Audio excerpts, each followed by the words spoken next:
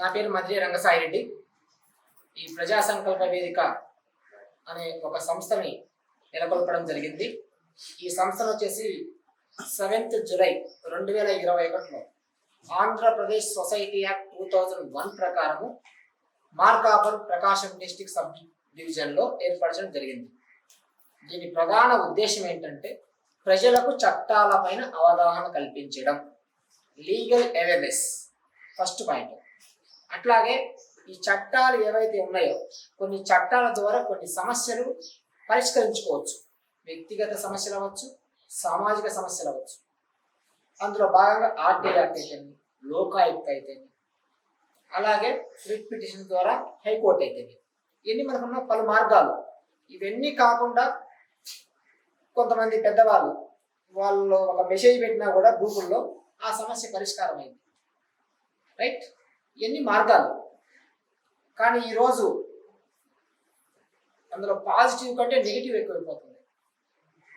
ఈరోజు ఆర్టీ కార్యకర్త అంటే ఏమనుకుంటున్నారు బయట? చెప్పండి, పర్లేదు. ఏమనుకుంటున్నారు? అవునా కదా?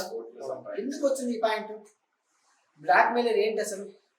ఫస్ట్ ఇంకా బ్లాక్ మెయిలర్స్ అందరూ ఒక కూటమి ఏర్పడుతున్నారు. మళ్ళా ఈరోజు మన ఆంధ్రప్రదేశ్ కూటమి ప్రభుత్వం లాగా మీరు కావాలంటే విచారించుకోండి, అది కరెక్ట్గా. ఎవరమైనా ఇప్పుడు మేమైనా మీరైనా మనకు ఈ వేదికలు అయితేమి, ఈ ఆర్టీఐ అయితేమి, ఇవన్నీ సెకండరీ.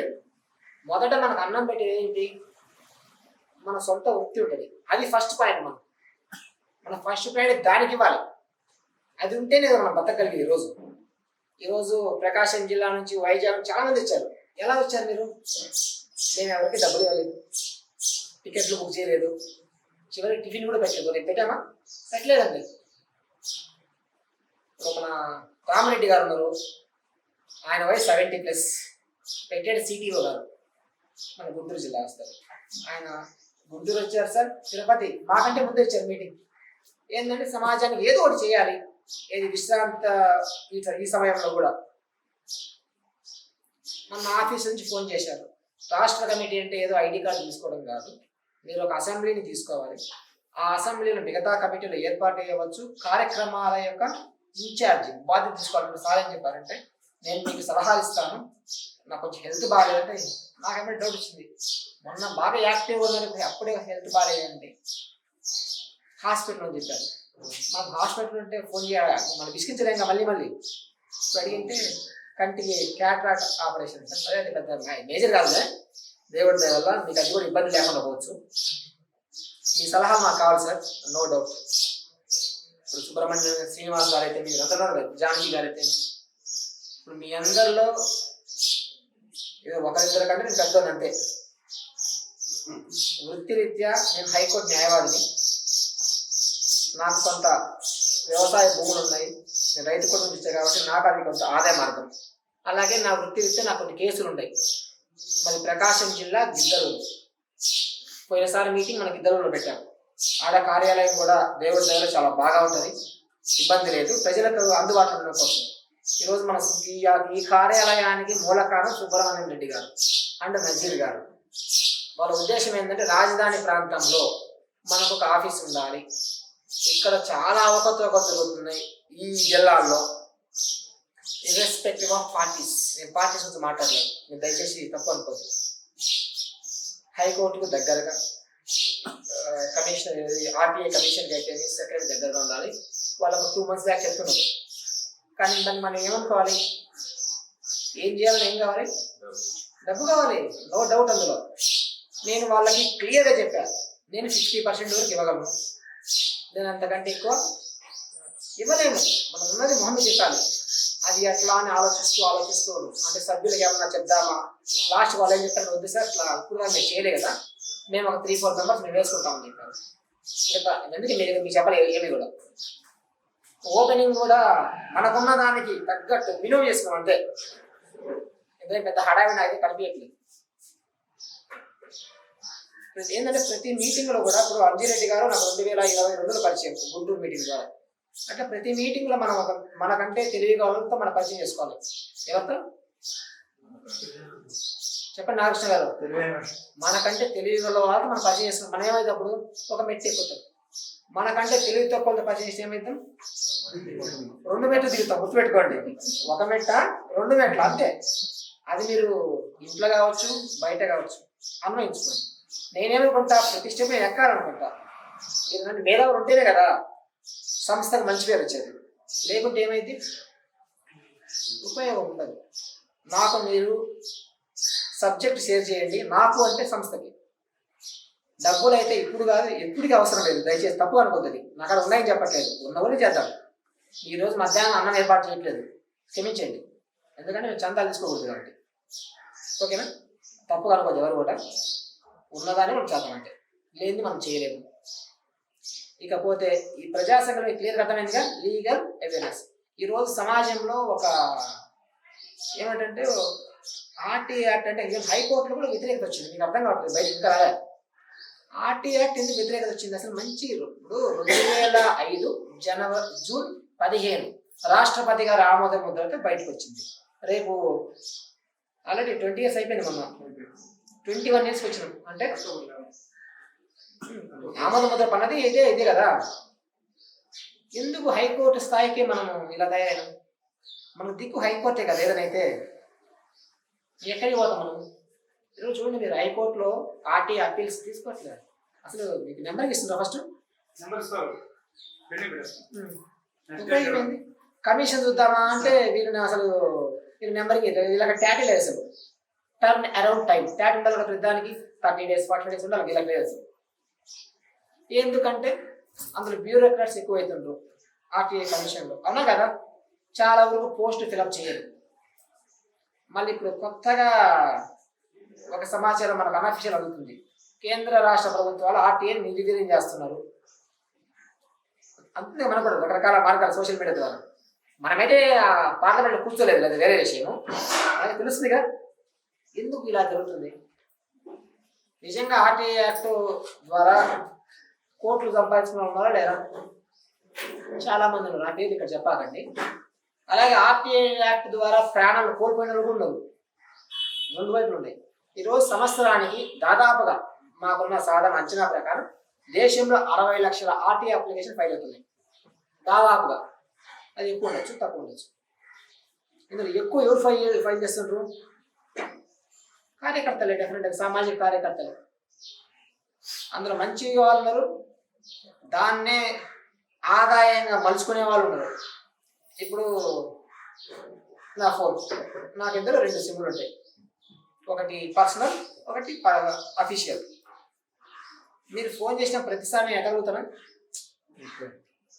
నేను ఒక న్యాయవాదిగా కోర్టులు ఉంటాను, అక్కడ ఫోన్ ఎత్తగలరా సార్? లేదు సార్. నాకు ఒక కుటుంబం ఉంది, నేను సంఘజీవినే కదా. నేనేమి ఎక్కడో తపస్సు చేయట్లేదుగా. నేను కుటుంబంతో ఉన్నప్పుడు మీ ఫోన్ ఎత్తగలుగుతామా? నేను అంటే ఎవరు? మీరు కూడా అందరు సమానమే. ఇక్కడ ఎత్తగలుగుతామా? నేను మీకు 24 గంటలు అందుబాటులో ఉండగలనా? జరిగే పని కాదండి. నేను మొదలు చెప్తున్నా, ఇది నా సెకండరీ. నాకు అంటే మనందరికీ ఫస్ట్ మనకేంటి? మనకు అన్నం పెట్టేది మన కుటుంబం. కాబట్టి ఈరోజు 24 గంటలు నేను మీకు అందుబాటులో ఉంటాను అంటే దాని అర్థమేంటి? నాకు ఇదే అన్నం పెడుతుంది కదా. నాకు కృష్ణ అర్థమే నేను చెప్పింది. మీకు 24 గంటలు 24/7 365 మీకు అందుబాటులో ఉంటానంటే అర్థమైంది. నాకు ఇంకా వేరే ఏ పని లేదు, నాకు ఇదే అన్నము, నా జీవితం ఇదే. ఇది మీకు ఒక నిరక్షరాస్యుడు కూడా అర్థమైపోద్ది. ఇది పెద్ద టెక్నిక్ ఏం లేదు. కొంతమంది ఇప్పుడు శ్రీనివాస్ గారు కొంతమంది ఎమ్మడ లిస్ట్ చేయలేరు సార్. ఎవరైనా చేయబెట్టమంటారు, మీ సమయానికి మీ వీలు తీసుకుని ఫోన్ చేస్తారు కదా. కాబట్టి మీరు ఫోన్ చేసినాము, మాకు ఇచ్చేయట్లేదు. నేననే కాదు, ఎవరైనా. ఇప్పుడు రామిరెడ్డి గారు ఉండరు, నేను ఫోన్ చేసినట్టు లిస్ట్ చేయాలి రూల్ ఏమైనా ఉందా? ఆయన వెసులుబాటు, ఆయన సమయం తీసుకుంటారు. నరేష్ గారు తిరుపతి, ఆయన మనకు state media and journalism committee president, అలాగే మన సెంట్రల్ కమిటీలో సార్ జనరల్ సెక్రటరీ. నేను ఈరోజు రావద్దని చెప్పాను. ప్రతి మీటింగ్ వస్తుంది సార్. ప్రతి మీటింగ్ రావాలంటే డబ్బులు ఎట్లా సార్? 3 మీటింగ్లో ఒకటి రండి. అన్నీ రావాలంటే మీరు ఆయనకు ఒక 8th క్లాస్ 9th క్లాస్ 2 పిల్లలు ఉన్నారు సార్. వాళ్ళని పోషించుకోవాలి కదా. ఇప్పుడు పులివెందుల బ్యాచ్ అయితే ఆపేవద్దని చెప్పాం సార్. ఈ ప్రాంతం వాళ్ళు రండి, ఇది చిన్న కార్యక్రమమే కదా. ఈరోజు కొంతమంది మీలాంటి పెద్దవాళ్ళు వస్తుందని చెప్పారు మన వాళ్ళు. సరే మీ సందేశం మీరు వినాలి కదా సార్. ఎంతసేపు మీ లెటర్ ప్యాడ్ తప్ప మేము డైరెక్ట్ స్కూల్ లేదు, ఫోటోలు చూసాము. ఇప్పుడు మీ గొంతు మేము వినాలి కదా, మా ద్వారా గొంతు రాష్ట్ర ప్రజలు వినాలి. నెక్స్ట్ అసలు ఈ ఆర్టీ యాక్ట్ ఒకటే కాదు, మిగతా లోకాయుక్త మీరు ఎక్స్పర్ట్ అని చెప్పారు మన వాళ్ళు. అసలు వీటి ద్వారా ఛాలెంజెస్ ఏంటి, మన సమస్యలు మన ప్రజల సమస్యలు ఎట్లా పరిష్కరించుకోవాలి అనేది కొంచెం మీ విలువైన సమయం వచ్చారు కాబట్టి మీ జ్ఞానాన్ని మాకు పంచాలి సార్. అది పంచితే నెక్స్ట్ ఏంటంటే మేము నేర్చుకుంటాం కొత్త విషయాలు. ఒక నెక్స్ట్ విషయం వచ్చేసి మనం ఎక్కడ మీటింగ్ పెట్టినా కూడా నియామకాలు చేపడతాం. మనము ఇచ్చే నియామక ప్రక్రియలో మెంబర్షిప్లో ₹1 తీసుకోము. మీకు తెలుసు అందరికీ. ఇప్పుడు మీకు ఐడి కార్డు ఎవరి డబ్బులు తీసుకోలేదుగా, మేము కానీ మా ప్రతినిధులు కానీ ఎవరు తీసుకోలేదు. ఒకసారి కార్డు ఎవరు ఇవ్వండి, కొత్త వాళ్ళు చేసి చెప్పండి అంతే, ఏమనుకోవద్దు. కూర్చోండి. ఇది మన జస్ట్ మన ప్రస్తుతం మన కార్డు సార్. మనం ఎవరి కార్డు తీసుకొని వాళ్ళకి రిజిస్టర్ పోస్ట్ పంపించేస్తారు. అది మా వ్యక్తిగత డబ్బులతో. ఎందుకంటే నాకు ఒక సమాజం నాకు ఏదో చేయాలండి, నాకు వచ్చే డబ్బుల్లో సమ్ పర్సెంటేజ్ నేను పక్కన పెట్టుకుంటాను ఎవరి మంత్. అందులో భాగమే ఇవన్నీ, అంతే తప్ప మేము సబ్జెక్ట్ డబ్బులు వసూలు చేయం. First point. రెండో విషయం, సుబ్రహ్మణ్యం రెడ్డి గారు మనకు ఆర్టీఐలో నాకు తెలిసిన గొప్ప వాళ్ళు ఆయన ఒకరు. ఆయనే నేను ఫస్ట్ అని చెప్పాను, ఆయన లాస్ట్ అని చెప్పాను, కానీ గొప్పవారు నాకు తెలిసిన సబ్జెక్ట్ విషయంలో. తిరుపతి మీటింగ్లో ముఖపరిచయం మేడం. అంతకుముందు ఫోన్లో మీ మెసేజ్ చదువుతాం సార్, అర్థం చేసుకుంటాం కొత్త ఊరికి అంతే తప్ప మనం మాట్లాడాం కదా సార్. పెద్దవాళ్ళతో మాట్లాడాలంటే మీరు ఎలా తీసుకుంటారో మీ విలువైన సమయం వేస్ట్ చేయకుండా మా ఉద్దేశం అంతే. సార్ లక్కీగా ఆ రోజు మా సభ్యుల ద్వారా వచ్చారు, మర్యాదపూర్వకం కలుద్దాం, ఇద్దరు కలుసుకున్నాం మర్యాదపూర్వకంగా. ఆ రోజు నేను డిస్కస్ చేశాను, సుబ్రహ్మణ్యం రెడ్డి గారు మీ మెసేజ్లు చాలా బాగున్నాయి, మీరు మాతో సంస్థలకు వస్తే కొంచెం మా వాళ్ళకి ఇప్పుడు నాకు రాష్ట్ర వ్యాప్తంగా సభ్యత్వం ఉంది సార్, మీ విలువైన సందేశాలు వస్తుంటే అది ఆయన ఒప్పుకోలే. యాక్చువల్గా ఆయన ఒప్పుకోలేదు మేడం, నేను అడిగే కాబట్టి. చివరికి సరే ఒప్పుకున్నారు. నేను ఆయన చెప్పింది ఒకటే, మీరు హైకోర్టులో పిల్స్ రిట్ చేద్దాం అనుకుంటున్నారు. నిజంగా ప్రజలకు ఉపయోగపడి చేస్తున్నారు. మీరు సంస్థలు కూడా ఏవైతే చేస్తారో వాటికి సంవత్సరానికి 5 to 10 అమౌంట్ నేను ఇస్తాను. నేను బట్ నేను టేకప్ చేయకూడదు ఆ కేసులో. నేను చేస్తే ఏమైందంటే ఫిట్ ప్రోకో ఉంటుంది. ఏమంటారు? ఫిట్ ప్రోకో తెలుసు కదా, అంతే. సంస్థలో వచ్చే కేసుతో నాకు సంబంధం లేదు, అది మీ ఇష్టం వచ్చిన లాయర్ తీసుకోండి మీరే. ఆ లాయర్ అని ఎవరైనా నాకు చెప్పాలి, నన్ను అడగాల్సిన పని లేదు. సంస్థ కేసు నాకు సంబంధం లేదు, మీరు లాయర్ అని నేను చెప్పాను. సుబ్రహ్మణ్యం రెడ్డి గారు ప్రొఫెషనల్గా అడ్వకేట్ కాదు ఆయన, రైట్? మీరు ఆయనతో మాట్లాడుకోవచ్చు, మీరు మాట్లాడుకోవచ్చు, మీకు సంబంధించిన లాయర్ని పెట్టుకోవచ్చు. కానీ సంస్థ తరపున ఏమైనా హైకోర్టులో కేసులు వేయాలంటే వాళ్ళు రిప్రజెంట్ చేస్తారు. 5 నుంచి 10 కేసులు వేస్తారు. కేసులు వేస్తున్నామని మన డబ్బులు అడగనివ్వండి. 5 దాటినాయి అనుకోండి, వాళ్ళు చూసుకుంటారు. 2-3 కార్యకర్తలు చూసుకుని వాళ్ళు చేసుకుంటారు.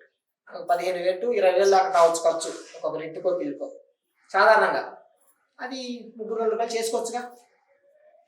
ఒక ఉదాహరణ, ప్రకాశం జిల్లా రాబర్ట్ గారు కనిగిరి నియోజకవర్గం సార్, అక్కడ బాగా కుంభకోణం జరుగుతుంది అనుకోండి, ఒక 3 రోజులు వాళ్ళే వస్తారు. వాళ్ళే వచ్చి ఒక మంచి లాయర్ మాట్లాడుకొని చేసుకుంటారు.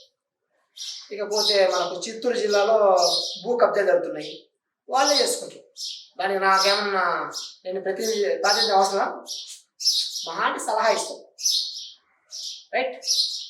కాబట్టి మన సంస్థల సభ్యత్వ రుసుములు ఉండవు, చందాలు అసలు ఉండవు. వీలైనంత వరకు మీరు సబ్జెక్ట్ షేర్ చేయండి. ఎవరికి? అందరికీ. ఇంకా రాబోయే కాలంలో కూడా మీరు ఏదైనా వీడియోలు చేసి నాకు పంపిస్తుంటే మీ గ్రూప్లో మీరు షేర్ చేసుకోండి, మేము కూడా షేర్ చేస్తాం. మనం అందరికీ తెలియజెప్పాలంటే. ఇంకొకటి, ప్రకాశం జిల్లా మార్కాపురంలో మీకు తెలిసే ఉంటుంది, పేర్లు చెప్పద్దు ఇక్కడ. ఆర్టీ యాక్ట్ ద్వారా ఒక వ్యక్తి విపరీతంగా సంపాదించారు, విపరీతంగా కొట్టుకున్నారు. పేర్లతో సరే వద్దు, తెలుసు, ఎంత రాష్ట్రం తెలుసు. విపరీతంగా కొట్టుకున్నారు. ఈరోజు కొంతమంది పోలీసు సోదరులకు వెనక నుంచి ఆర్టీఐలు తప్పుదారి పడిచి రాపిస్తున్నారు. నేను లేదని చెప్పట్లేదు, కానీ ఈరోజు ఊళ్ళోకి రావాలంటే భయపడిపోయే పరిస్థితి అనుకో. మనం ఆ పరిస్థితి తెచ్చుకోకూడదు. ఇప్పుడు సమస్యల మీద అవినీతిని వెలికి తీస్తాం నేను మాట మాట్లాడలే. మనం చాలా చిన్న జీవితాలు. శ్రీనివాస్ గారు వాళ్ళకి పెద్దవాళ్ళు, వాళ్ళ స్థాయి వేరు, మనం చిన్నవాళ్ళు. మన చేతనైంది ఏంటి, నాకు పట్టాదార పాస్ పుస్తకం ఇవ్వట్లేదు, సర్వే అప్లై చేసాము, సర్వే రావట్లేదు, నేను దానికి ఏం వాడుకోవచ్చు, ఆర్టీఐ. నేను ఒక కంప్లైంట్ ఫైల్ చేశాను పోలీస్ స్టేషన్లో, ఎఫ్ఐఆర్ చేయట్లేదు. అడ్వకేట్ లేదా మీకు తెలుసు, ప్రైవేట్ కంప్లైంట్ చేయొచ్చు, ప్రొసీజర్ మీకు తెలుసు, నార్మల్ వ్యక్తి తెలుసా అయింది తెలియదు. ఒక ఆర్టీఐ పెడతాను, నేను పలానా చేసిన ఈ కంప్లైంట్ పెట్టాను, నా కంప్లైంట్ ఏం చేశాను మీరు అడగచ్చు కదా. అట్లా అడ్వకేట్లు ఏం చేస్తారు, రిజిస్టర్ పోస్ట్లో ఎస్ఐ దగ్గర నుంచి ఎస్టీ వరకు పెట్టి అవన్నీ అక్నాలెడ్జ్మెంట్లు కాపీలు తీసుకొని స్థానిక మేజిస్ట్రేట్ కోర్టులో ఏం చేస్తారు, ప్రైవేట్ కంప్లైంట్ ఫైల్ చేస్తారు, అంతేనే కదా. తర్వాత వాళ్ళు ఎఫ్ఐఆర్ ఆర్టీవచ్చు, ఎఫ్ఐఆర్ చేయొచ్చు, తర్వాత రెఫర్ చేయొచ్చు, ఏదైనా సరే ప్రొసీజర్ ఇదంతా చేయకుండా ఆర్టీఐ ద్వారా అయితే కదా. ఆర్టీఐ ద్వారా అసలు కోర్టు కంటే స్పీడ్గా పనులు అవుతాయి. కానీ మనలో ఐక్యత లేక, మనలో కొంతమంది మన కుటుంబ సభ్యులు ఉంటారు కదా, తప్పిదాల వల్ల మన కింద మనం కూతురు తొలుకోవడం వల్ల ఈరోజు వ్యవస్థలో ఇంతగా మార్పు వ్యక్తిని ఆ ప్రాంతంలో ఎవరు ఆర్టీఐ పెట్టినా కూడా జిల్లా స్థాయిలో ఆశిస్తారు sir. Even first time RTI పెట్టో తెలుసు అవన్నీ ఇలాగే కదా లోపాలు, ఆ గైడ్ లైన్స్ ఇప్పుడు మీకంటే తెలుసు, ఆ సర్కిల్స్ కొత్త వాళ్ళకి ఏం తెలుసు, ఏదో 6 ప్రకారం ఆర్టీఐ పెడతారు, వాళ్ళు ఏ పని పెడతారు, ఏదో సమాధానం పంపిస్తారు. దానికి సలహాలు ఇచ్చేది ఎవర్రా అనుకున్నప్పుడు మనలే కాదట్రా. తప్పుగా అనుకోవద్దు, ఇది మంచి పద్ధతే. చనిపోయే వాళ్ళు చనిపోతుంటూ, సంపాదించుకుంటుంది ఆర్టీఐ యాక్ట్ వల్ల. కాబట్టి మనం ఎన్ని కాదు, మనం ముందు ప్రజల్లో అవేర్నెస్ తేగలుగుతాయి స్టెప్ బై స్టెప్. మళ్ళీ గుర్తుపెట్టుకోండి, చాలామంది ప్రజలకు ఏం తెలియదు అంటుండ్రు. ప్రజలకు అన్నీ తెలుసు, మనం అట్ట మాటలు మనకేం తెలియదు. ప్రజలు చాలా తెలియగల వాళ్ళని ఇంకొంచెం ఈ చట్టాలపైన అవగాహన. ప్రజలంటే ఎక్కడో పని లేదండి, మన పక్కింటి వాళ్ళు, మన ఎదురింటి వాళ్ళు, మన మిత్రులు, లేదా మన దగ్గర ఉన్న విలేజ్ వార్డు పోయి మనకు వీలైన సారి నెలకు ఒక్కసారి ఒక కాలేజీ పోండి. ఏం సార్, ఒక కాలేజీ వెళ్ళండి, ఒక 100 మందికి అవగాహన కలిపేయండి, సరిపోదా మీకు? ప్రతిదానికి అందరూ హైకోర్టు కేసులు వచ్చరా, అదే గొప్పతనం అనుకుంటాను ఏమన్నా? కాదండి, హైకోర్టులో కేసులు వేయడం అనేది అదొక విభాగం అంతే. ప్రజల్ని చైతన్యపరచడమే. ప్రజలు చైతన్యవంతులైతే మీకు సుప్రీంకోర్టు కాదు కదా, పార్లమెంటు చట్టాలు మారుతాయి. మనం చూసాం కదా గతంలో అగ్రికల్చర్ యాక్ట్స్ మార్చలేదా? చూడండి, ప్రజలే, మనం ప్రజాస్వామ్యంలో బతుకుతున్నాం, ప్రజలే ప్రభువులు ఉంటున్నాం. సమావేశానికి ముఖ్య అతిథిగా మనము ముందే సార్ అపాయింట్మెంట్ తీసుకొని సార్ పిలవడం. Srinivas sir please. లేదు మీరు శ్రీనివాస్ గారు అంటే మీ దగ్గర నేర్చుకోవాలి సార్ ప్లీజ్. జంపాన శ్రీనివాస్ గౌడ్ గారు ఆల్రెడీ స్టేట్ మొత్తం తెలుసు, ఆర్టీఐ అడ్మినిస్ట్రేట్ అని అందరికీ తెలుసు సార్. ఇప్పుడు సారు విలువైన సందేశం అందిస్తారు. పెద్దవాళ్ళు ఎవరైతే రాష్ట్ర అధ్యక్షులు, ఉపాధ్యక్షులు వాళ్ళలో వచ్చి కూర్చోండి. మెయిన్ మనం సార్ సందేశం వినాలి. ఈరోజు ఇంకా వస్తువులు గొప్పవాళ్ళంతా వాళ్ళందరూ సందేశం మనం వినాలి. చట్టాలపైన అయితే ఈరోజు సమాజంలో ఈ కార్యకర్తలు, సామాజిక కార్యకర్తలు అనుకోండి, ఆర్టీఐ యాక్ట్ అవ్వచ్చు, మిగతా లోకాయుక్త రకరకాలు ఉంటాయి కదా, సమస్యల పరిష్కారం కోసం అంతే, ప్రజల మార్పు కోసం. సార్కు ఆయన అనుభవం నుంచి మనకు కొంత నేర్పిస్తారు. అది వీలైన వాళ్ళు నోట్ చేసుకోండి. మీ డైరీస్ ఉన్నాయి కదా, నోట్ చేసుకోండి. మీకు మొబైల్స్ ఉంటే రికార్డ్ చేసుకోండి.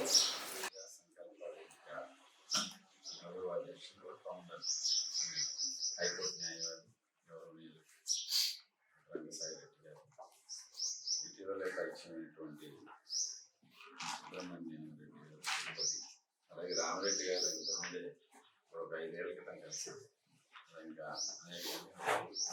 అందరికీ నమస్కారం.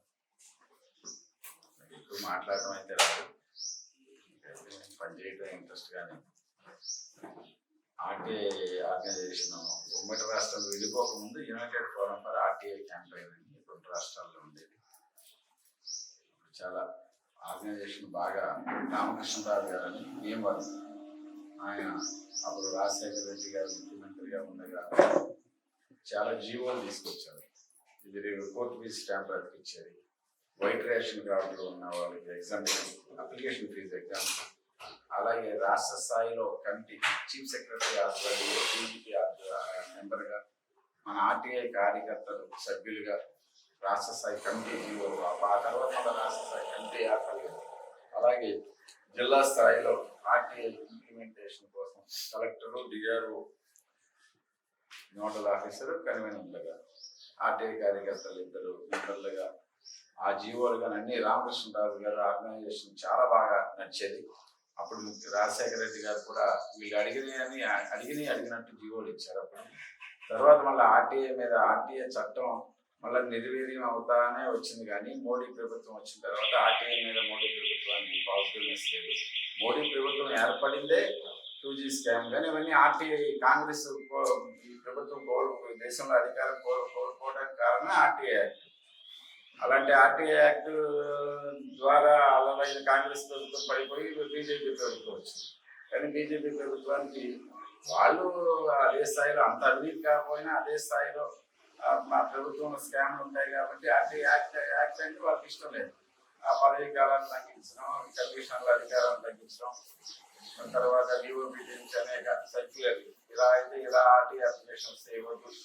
అందుకు తగిన విధంగా కూడా రాష్ట్రం అంతా ఇక్కడ కర్నూలు జిల్లా అయినా కృష్ణా జిల్లాలో పెడతారు. మొత్తం భూములు ఎన్ని ఉన్నాయి, ఏనా భూములు ఎన్ని ఉన్నాయి, మిగులు భూములు ఎన్ని ఉన్నాయి, ఏం లేదు ఊరికి ఉత్తరే 1, 2, 3 క్వశ్చన్ పేపర్ లాగా ఆర్టీఐ యాక్ట్ దుర్వినియోగం చేయటం.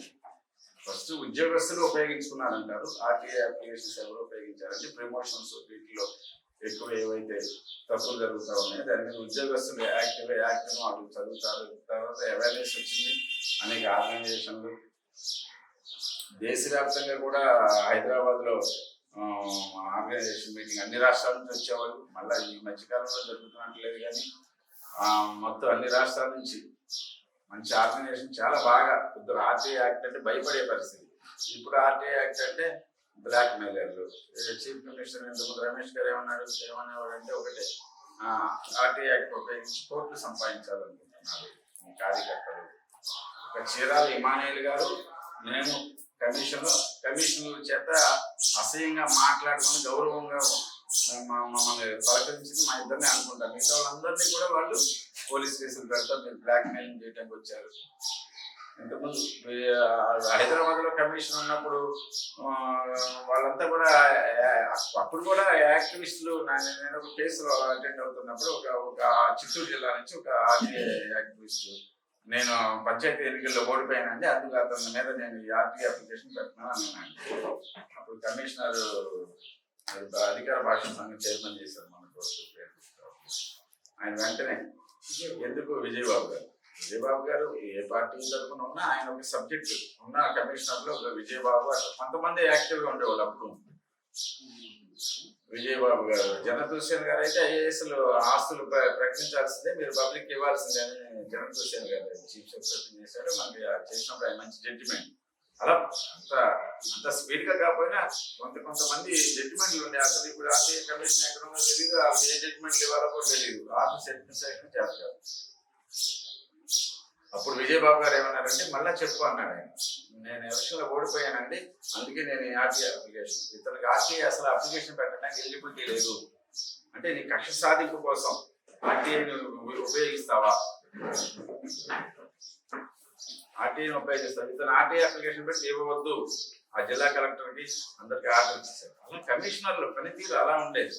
ఇప్పుడు అన్ని అసలు మా విజయవాడలో ఆయన ఉంగరాలు అనేది అసలు అదే పని. మాకు పరిచయం అయినప్పుడు ఏం లేదు, ఒక రిపోర్ట్గా ఎర్రబాట అది కాకినాడ నుంచి వచ్చేది. అందరూ మ్యాగజైన్లు పెట్టుకున్నారు, సంపాదించుకుంటున్నారు. అది కాదు, సమాజానికి కూడా మనం ఎంతో కొంత చెయ్యాలి అనే భావం లేకుండా ఎంతసేపు ఆర్టీఐ అంటే బ్లాక్ మెయిలింగ్ చేయటమే. అప్లికేషన్ పెట్టడం డబ్బులు అడగడం. రమేష్ గారు అయితే అసలు ఘోరంగా మాట్లాడారు. ఆర్టీఐ యాక్టివిస్టులు అందరూ కూడా బ్లాక్ మెయిలర్స్ ఘోరంగా అందరి ముందునే. నేను చీరాల ఇమానుయేల్ గారు ఆయన విద్యార్థులు మా క్లాసులు జరిగేది చెన్నారెడ్డి మానవుల అభివృద్ధి సంస్థలో 2 రాష్ట్రాల నుంచి, అప్పుడు ఉమ్మడి రాష్ట్రం, ఉద్యోగస్తులు వచ్చేవాడు. అలాంటి దానికి చీరాల ఇమానుయేల్ గారు క్లాసులు చెప్పేవాడు. మళ్ళా ఆ సబ్జెక్ట్ నేను మన సుబ్రహ్మణ్య రెడ్డి గారి దగ్గర తీసుకున్నాను. జీవోలు పద్ధతి ఒక విధానం, ఆర్టీఐ యాక్ట్ అనేది ప్రజలకు ఉపయోగపడాలి అనే అంకిత భావం. వెంకటసాయి రెడ్డి గారితో పరిచయం లేదు కానీ ఆ వాట్సాప్లో చూస్తుంటే కార్యక్రమాలు ఎవరు చేసినా, ఏ పార్టీ తెలంగాణ ఆంధ్ర రాష్ట్రాలు విడిపోయిన తర్వాత 2 రాష్ట్ర కమిటీ తెలంగాణలో బాగా నడుస్తుంది. తెలంగాణలో సాఫ్ట్వేర్ ఇంజనీర్లు వాళ్ళంతా మంచి వాళ్ళు, రాకేష్ రెడ్డి వాళ్ళంతా బాగా నడుస్తుంది. ఆంధ్రాలో కృష్ణా జిల్లా వాళ్ళు మేము గొప్ప, గుంటూరు జిల్లా వాళ్ళు మేము గొప్ప, ఇక్కడంతా నేనే గొప్ప, నేను లేకపోతే ఆర్గనైజేషన్ లేదు, పాడు చేశారు. విడిపోయినా కూడా రాష్ట్రం విజయవాడలో మంచి మీటింగ్ జరిగింది. మా కోర్టుల పక్కన ఒక ప్రాంతం చాలా బాగా జరిగింది. మ్యాగజైన్ డొనేషన్లు, యాడ్లు, యాడ్ ఇచ్చిన అధికారులు మంచి వాళ్ళు, అట్లా నడుస్తూ ఉంది. ఆర్టీఐ యాక్ట్ కాకుండా 1988 నుంచి కూడా నేను లోకాయుక్త వ్యవస్థను ఎన్టీ రామారావు గారు, నందమూరి తారక రామారావు ఇక్కడ రామకృష్ణ ఎండి కర్ణాటకలో స్థాపించారు. స్వతంత్రం వచ్చిన తర్వాత దేశంలో అవినీతి జరిగితే రాజకీయ వ్యవస్థల్ని కంట్రోల్ చేసేటువంటి వ్యవస్థ ఒకటి ఉండాలి అని రాజకీయ నాయకులు, మంత్రులు, ప్రధానమంత్రులు, ముఖ్యమంత్రులు అవినీతికి పాల్పడితే ఏంటి స్వతంత్రం వచ్చిన తర్వాత ఏంటి మనమేం చేయాలి అని లోక్నాయక్ జయప్రకాష్ నారాయణ ఆధ్వర్యంలో ఒక కమిటీ వేసింది గవర్నమెంట్. ఆ కమిటీ దేశంలో లోకాయుక్త, లోక్పాల్, రాష్ట్రాల్లో లోకాయుక్త వ్యవస్థలు ఉండాలి. రాష్ట్రాల పరిధిలో లోకాయుక్త, దేశంలో లోక్పాల్. అన్నా హజారే ఉద్యమం తర్వాత అనేక ఉద్యమాల తర్వాత మోడీ ప్రభుత్వం ఏదో లోక్పాల్ని వేసినట్టు ఇష్టం లేకుండా సుప్రీంకోర్టు ముఖ్యంగా ఉంటుంది. కాబట్టి ఇక్కడ రాష్ట్రాల్లో నందమూరి తారక రామారావు ఇక్కడ లోకాయుక్త వ్యవస్థని స్టార్ట్ చేశారు. అక్కడ రామకృష్ణ అంటే జనతా గవర్నమెంట్ కర్ణాటకలో లోకాయుక్త వ్యవస్థ. కర్ణాటక లోకాయుక్త ఉన్న అధికారాలు ఈ దేశంలో ఏ లోకాయుక్తకి లేవు. అక్కడ ఏసీబీ, విజిలెన్స్, రాష్ట్ర ముఖ్యమంత్రి కూడా లోకాయుక్త పరిధిలోకి వస్తారు. ఒక సామాన్యుడు రాష్ట్ర ముఖ్యమంత్రి మీద ఫిర్యాదు చేసినా మీకు యడ్యూరప్ప రాజీనామా చేశారు ఒక ఎఫ్ఐఆర్ యడ్యూరప్ప. ఇది లోకాయుక్త సంస్థ అధికారాలు. ఇక్కడైతే విజిలెన్స్ కానీ అది కానీ ఏం లేదు. కానీ ఆవుల సమస్యల గారు ఫస్ట్ లోకాయుక్త ఆంధ్రప్రదేశ్, ఆంధ్ర యూనివర్సిటీ మాజీ వైస్ ఛాన్సలర్, మంచి వ్యక్తి, నిరాడంబరంగా ఉండే వ్యక్తి. నందమూరి తారక రామారావు సామాజిక వర్గానికి చెందిన వారు అయినప్పటికీ సామాన్య ప్రజల పట్ల స్పందించే, సమస్యల పట్ల స్పందించే వ్యక్తి ఆవుల సమస్యలు. ఆయన పోస్ట్ కార్డ్ రాస్తే నేను అప్పుడు ఫీజు 25 రూపాయలు పంపిస్తే నా డబ్బు నాకు అనుకుంటేవాడు. నచ్చలేదు పంపొచ్చు. ఆయన వాళ్ళు అలౌ చేసేవాళ్ళు. నాకు దగ్గర ఫీజు కలెక్ట్ చేసేవాడు కాదు. ఒక వైట్ నా దగ్గర అప్పుడు నేను కార్లే రాసేవాడిని ఇష్యూని, ఆయన తీసుకునేవాడు. అట్లా నందమూరి తారక రామారావు, మల్లి చెన్నారెడ్డి గారి టైంలో ఒక రెడ్డి గారు వచ్చారు. ఆయన మళ్ళా రామారావు గారు మళ్ళీ జగన్నాథరావు గారు మంచి వ్యక్తి, చాలా మంచి తూర్పుగోదావరి, పశ్చిమ గోదావరి. ఆఫీసులో ఒక వైట్ పేపర్ని ఆఫీసు వాడితే కూర్చునేవాడు కాదు. ఒక ఆయన లీవ్ లెటర్ రాసి జడ్జి గారి దగ్గరికి వెళ్ళారు. ఈ వైట్ పేపర్ ఆఫీసులోనే నేను ఐడెంటిఫై చేశాను. ఈ వైట్ పేపర్ మీరు ఎక్కడ నా ఆఫీసులో సార్, నేను కూడా ఆఫీసులో తీసుకోవాలో ఈ లీవ్ లెటర్ మీరు వ్యక్తిగతం బయట కొనుక్కొని రాస్తాను. ఆయన అంత వ్యక్తి. ఆ జగన్నాథ్ గారు లోకాయుక్త ఉన్నప్పుడు రాష్ట్రంలో 32 కోట్లు గ్రంథాలయాల సెస్ జీతాలు లేవు. రాష్ట్రంలో పంచాయతీలు, మున్సిపాలిటీలు ఏం కట్టట్లేదు ఎవరు. 32 కోట్లు ఆయన రాష్ట్రం మొత్తం పంచాయతీలు, డిపిఓలు, మున్సిపల్ కమిషన్ గుంజీలు తీయించారు. 32 కోట్లు జమ అయింది గ్రంథాలయ సెస్. ప్రజల నుంచి ఏదైతే గ్రంథాలయ పన్ను వసూలు చేయబడుతుందో ఆ సెస్ గ్రంథాలయ సంస్థకి, పంచాయతీలు, మున్సిపాలిటీలు ప్రతి సంవత్సరం చెల్లించాలి మార్చిలో. అది కట్టట్లేదు. యంత్రాంగం మీద ఎవరు పట్టలేదు. ఎవరు స్థానిక సంస్థల మీద ఎవరు గడ్డి కట్టినట్టు లేకపోతే లేదు. అప్పుడు 32 కోట్లు జమ అయినప్పుడు హైదరాబాద్ కార్పొరేషన్ 20 కోట్లు కట్టాల్సి వచ్చింది. హైదరాబాద్ గ్రంథాలయ సంస్థకి 20 కోట్లు కట్టాల్సి వచ్చింది. బాకీ డబ్బులు కట్టలేక హైదరాబాద్ కార్పొరేషన్ 20 కోట్లకి విలువైనటువంటి బిల్డింగ్లు మీరు గ్రంథాలయాలు పెట్టుకుంటే ఇట్లా కమ్యూనిటీ హాల్స్ జిల్లా గ్రంథాలయ సంస్థకి రిజిస్టర్ చేసేసారు. అవి హైదరాబాద్ పేపర్లో వస్తే ఇండియా టుడే వాళ్ళు చెన్నై నుంచి ఏప్రిల్ బోర్డులో నిర్ణయించి నా కోసం ఒక 2 నెలలు ప్రయత్నించి అప్పుడు ఫోన్లు సెల్ ఫోన్ లేవు, ల్యాండ్లైన్ ఫోన్. 2 నెలలు ప్రయత్నించి నా గురించి ఒక స్టోరీ 2 పేజీలు రాశాను. ఎవరితో ఎక్కడో కృష్ణా జిల్లా గురజాడ ఒక మారుమూల ప్రాంతం. కొండపల్లి సీతారామయ్య ఆయన సొంతూరు కృష్ణా జిల్లాని నందివాడ మండలం. ఆయన ఊళ్ళో ఒక లైబ్రరీ కట్టుకోవాలి ఆయన కోరిక.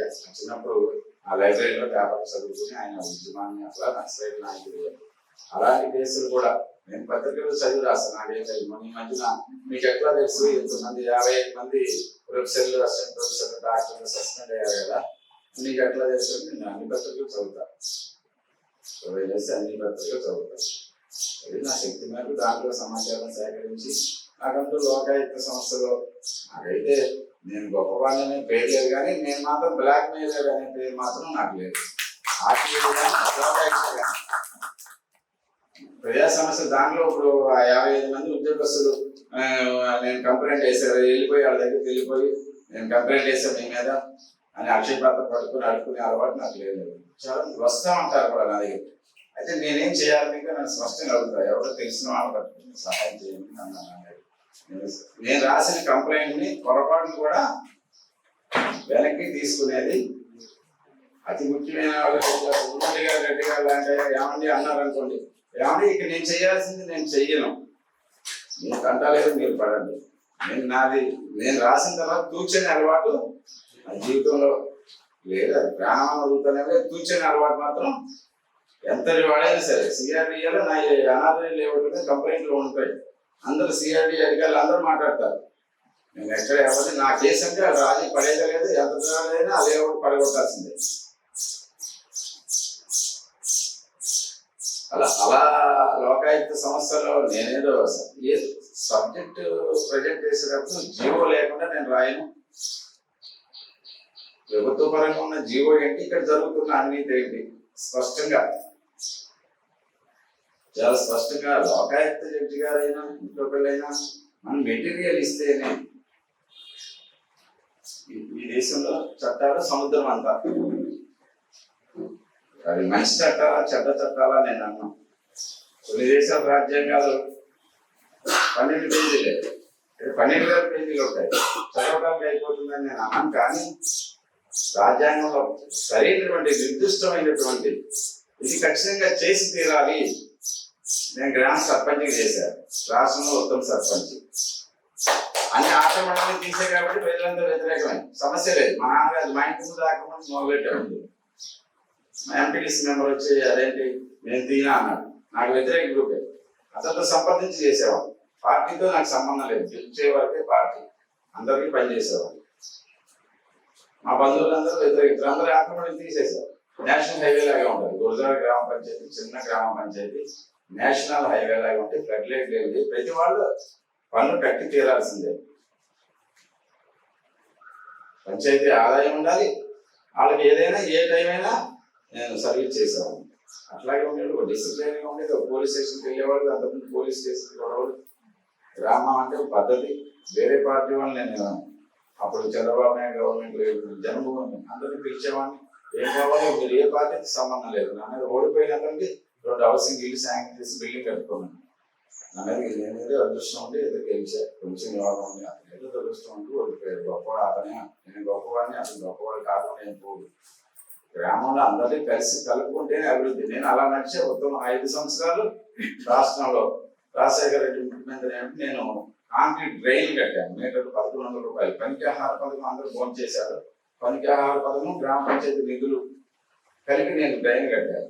అప్పుడు చీఫ్ సెక్రటరీ ఐవైఆర్ కృష్ణారావు, అప్పుడు పంచాయతీరాజ్ ప్రిన్సిపల్ సెక్రటరీ రాజేంద్ర ప్రసాద్ గారు నాకు సర్పంచ్ ఉద్యమం అంటే హైదరాబాద్ అంటే అక్కడికి వెళ్తే నాకు చీఫ్ సెక్రటరీ గారికి కవర్ చేస్తే వెళ్ళారు. మీరు డ్రైన్లు ఎలా కట్టగలిగారు?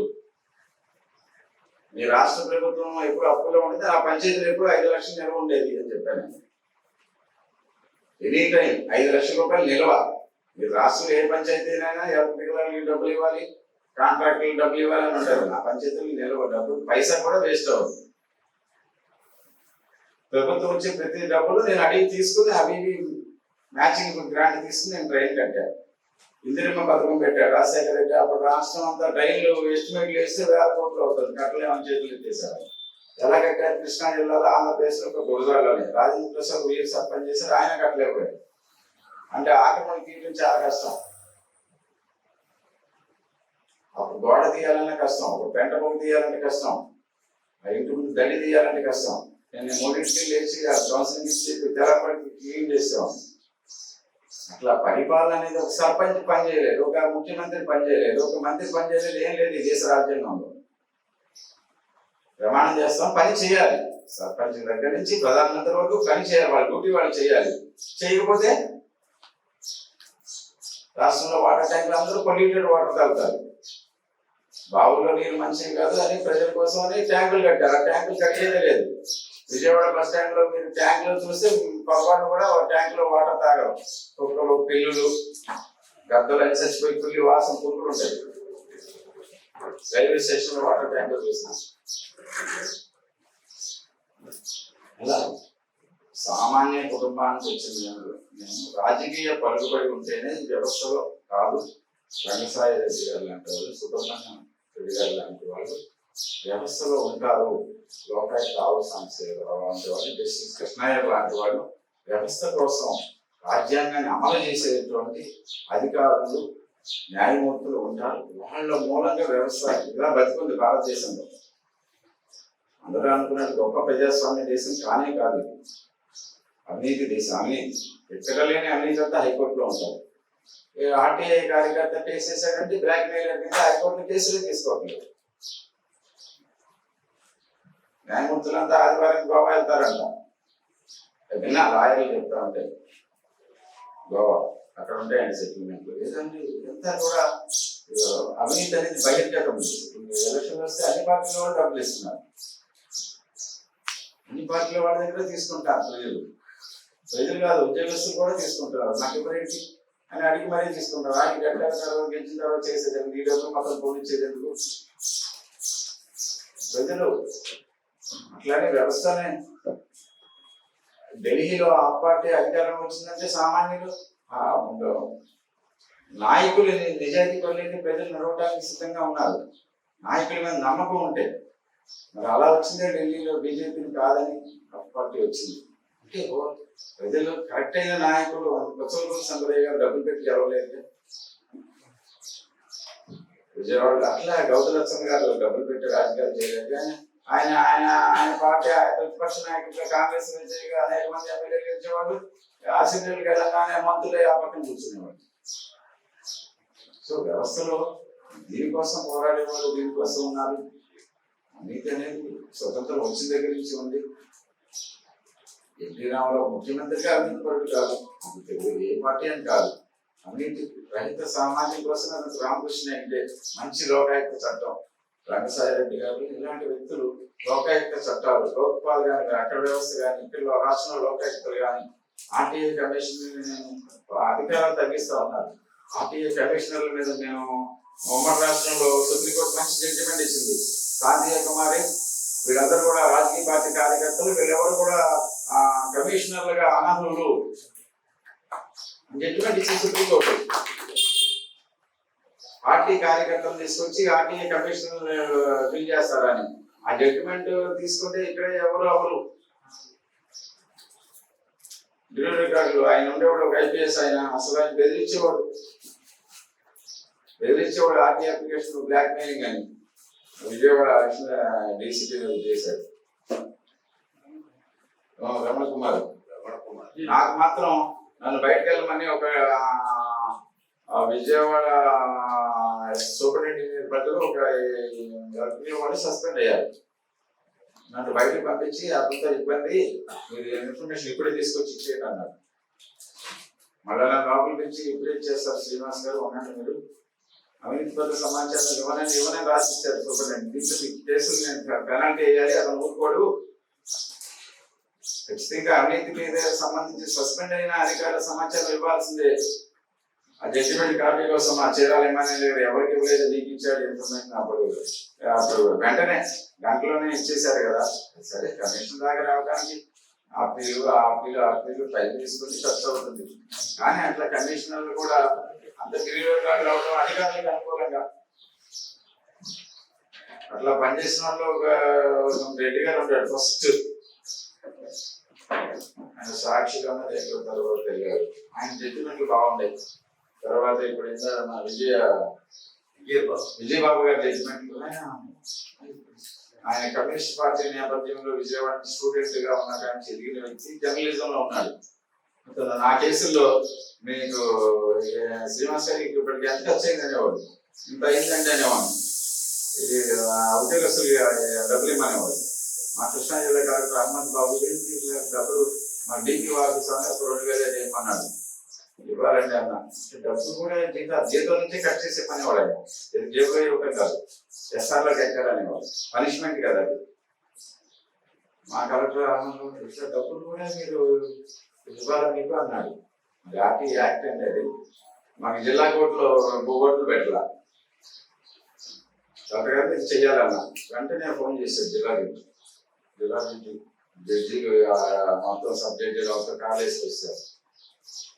మీ పవర్ అండి, జిల్లా జడ్జి మీద నాకు అధికారం ఉందన్నారు. ఆర్టీఐ యాక్ట్ కి మీరు జిల్లా కన్వీనర్, ఆర్టీఐ యాక్ట్ ని ఇంప్లిమెంట్ చేసే అధికారం మీరు, మీకు అధికారం ఎటువంటి జీవో అన్నా మీకు తెలియదు. చాలా మంది కలెక్టర్లు ఈ జీవోలన్నీ మీకు ఎలా వస్తాయని అడుగుతా. అందరు కలెక్టర్లు చూశాను. ఇంకా ఏం చదువుకున్నారు మీరు, అందరూ నన్ను లా అనుకుంటారు. 10th క్లాస్ మా ఊళ్ళో లైబ్రరీ ఉండేది. లైబ్రరీలో అన్ని పేపర్లు వచ్చేది. భయం లేదే ఎవరు దానికి చిన్నపిల్లలకు భయం పెట్టి పెద్దవాళ్ళనే భయపెడితే కానీ మన సమస్యలు, మన ప్రజా సేవని సర్వీస్ చేయలేదు. ఆ దీనిలో ఆ దారిలో మీరు ఉన్నారంటే చాలా ఆనందంగా, మీ గురించి విని చాలా సంతోషించాను. మీకు చూడడానికి వచ్చాను. సరే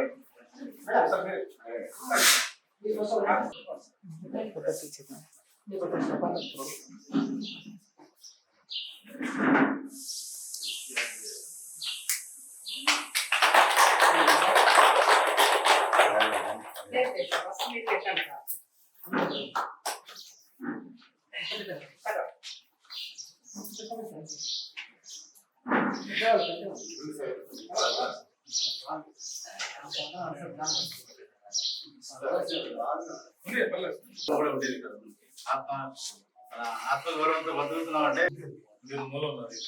సార్ దగ్గర సార్ దగ్గర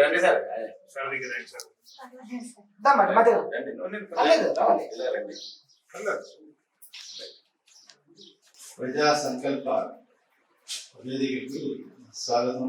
నన్ను ఆహ్వానించుతూ థ్యాంక్స్ అండి. నా పేరు రహీం, అబ్దుల్ రహీం. యాక్చువల్గా నేను ఇప్పుడు ప్రస్తుతం ఏపీఐఏసీలో చేస్తున్నాను. అంబేద్కర్ స్టాట్యూ అక్కడ విజయవాడలో ఒక ప్రతిష్టాత్మక లాస్ట్ గవర్నమెంట్ చేసిన దానికి నేను ముఖ్య ఇంజనీర్గా పనిచేశాను. గతంలో నేను సిఆర్టీలో ఈ ఏరియాలో కూడా పనిచేయడానికి సెక్రటరియట్ నియమించిన రికార్డు చేయడానికి కూడా నా పాత్ర ఉంది. అంటే అనువైనా సరే నా పాత్ర నేను ఒక కొరత నేను చేశాను. అది చేసినందుకు నాకు ఆత్మతృప్తి. నాకు ఈ జీవితంలో నేను ఏం చేసి సాధించడానికి ఇదొకటి నాకు సరిపోతుందనే ఉద్దేశంతో నేను చాలా సంతృప్తిగా ఉన్నాను. ఎందుకంటే మన తెలుగు వారి ఆత్మగౌరవాన్ని సెక్రటరియట్ నిర్మించిన తర్వాత నిలబెట్టుకోగలిగామండి. ఒకే ఆ టైంలో మనం అది నేను కట్టలేకపోతే వచ్చిన గవర్నమెంట్ మళ్ళీ దాన్ని ఇంకో 10 సంవత్సరాల తర్వాత మనం ఇటు కాకుండా ఒక ఛత్తీస్గఢ్, అప్పుడు ఆ బీహార్ లాస్ట్ టైం ఉన్నప్పుడు పాత బీహార్ లాగా మనం కూడా తయారు చేసే అవకాశం ఉండేది కాదు. ఇప్పుడైతే మనకి అంత ఆత్మ గౌరవం, మనకు గౌరవం ఉంది. మళ్ళీ రెండోసారి మళ్ళీ ప్రభుత్వం వచ్చిన తర్వాత మళ్ళీ మనకి ప్రపంచంలో కూడా మళ్ళీ గుర్తుకు రావడానికి మనకి అన్ని అవకాశాలు ఉన్నాయి. అయితే ఈ వేదిక విజయ్ గారు కొంత ఆర్టీఐ సంబంధించిన విషయాలు చెప్పారు నాకు. అది కొన్ని అంటే ప్రభుత్వం పరంగా అవినీతి జరగకుండా ప్రభుత్వం నడవదు. ఏ ప్రభుత్వం చేసినా అవినీతి అనేది 100% ఉంటుంది. దాన్ని 100% కానీ ఒక 10% కానీ మనం నిర్మూలించడానికి అవకాశం లేకపోయినా మీలాంటి కార్యశూరులు దాన్ని వేలెత్తి చూపిస్తున్నారంటే అది అందరికీ సాధ్యం కాదు. కానీ ఈ ఆర్టీఐ చట్టం పెట్టి ఆ చట్టాన్ని అమలు చేయడానికి మళ్ళీ అవినీతి పరులే దాన్ని అమలు చేయాల్సింది. దానివల్ల ఈ మనం ప్రజలకి ఈ చట్టం గురించి అవగాహన లేకుండా చేస్తారు. ప్రజలకి అవగాహన కల్పించాల్సిందే గవర్నమెంట్. ఎక్కడ అవగాహన కల్పిస్తే అది మళ్ళీ మనం చేయలేం. కాబట్టి అది అవినీతి పరులు అనేది ప్రభుత్వంలో ఉన్న గిన్నెలేని వారి యొక్క నీళ్ళలో విషయం వేస్తే అది పాలలో విషయం వేస్తే మొత్తం విషయం అలా విషయాన్ని మళ్ళీ మనం బయటకు తీయడం అనేది చాలా అసాధ్యం. అయినా మీరు చేస్తున్న కృషి తిరస్కారం అంటే అది గుర్తు జనరల్ పబ్లిక్ తెలియదు. యాక్చువల్గా పేపర్ చాలా మంది చదువుతారు, అందరూ చదువుతారు. కానీ ఆర్టీఐ గురించి దానికి ఉన్న స్ట్రెంత్ గురించి అంటే ఏ సమస్యనైనా సరే ఏ సేవనైనా సరే ప్రజలకి నిజంగా చేరుతుందా లేదా అనేది ఒక థర్డ్ పార్టీ అంటే మూడవ కన్నుని లాగా మీ ఆర్టీఐ పనిచేస్తుంది. దీన్ని అంటే గతంలో నేను నెల్లూరులో అర్థం చేసినప్పుడు లోక్సత్తా అనే ఒక ఇది ఉండేది, ఒక సంస్థ ఉండేది. అది కూడా సేమ్ ఇలానే మన ఎక్కడికక్కడ కంప్లైంట్ ఇచ్చి చాలా భయపడేవాడు ఆఫీసర్లు ఎప్పుడు భయపడితేనే ఆ క్వాలిటీ వస్తుందండి. ఎందుకంటే ఇప్పుడు భయం లేదు ఏంటంటే వాళ్ళకి డబ్బులు చాలా ఈజీగా దొరుకుతుంది. ఆ ఈజీగా దొరికినప్పుడు భయం పోతుంది. ఆ భయం డబ్బుతో చేసేయచ్చు. ఈ భయం లేకుండా మనం ఈ అవినీతిని అంత సింపుల్ గా పాల్గొనలేదు. ప్రతి ప్రజల్లో 90% అవినీతి పనులు కూడా ప్రజలే కూడా ఉన్నారు. దాన్ని తీయడానికి చిన్న అవకాశం ఉంది ఆర్టీఐ సాధన. ఈ సాధనాన్ని మీరు 100% మీ కృషితో చేస్తున్న రాష్ట్ర స్థాయి చేసి మీకు మంచి పేరు తెచ్చుకోవాలని. అలానే గౌడ్ గారి ఆదర్శంగా తీసుకొని ఆయన చేస్తున్న సేవను మిగతా వాళ్ళు కూడా అలా చేస్తారని భావిస్తున్నాను. నాకు ఈ అవకాశం ఇచ్చిన ఇప్పుడు సచివాలయ నిర్మాణం అయితేనే మన రాజ్యాంగ నిర్మాత డాక్టర్ బిఆర్ అంబేద్కర్ గారి అంత పెద్ద విగ్రహం ఏర్పాటులో ప్రముఖ పాత్ర పోషించిందంటే అది అందరికీ సాధ్యం కాదు. అలా కదా, నిజంగా గ్రేట్నెస్. Thank you sir. ఇప్పుడు సార్ వాళ్ళకి ఇద్దరికి కొంతమంది సన్మానం చేయాలనుకున్నాము. అందరండి ప్లీజ్, అందరు జాయిన్ అవ్వండి.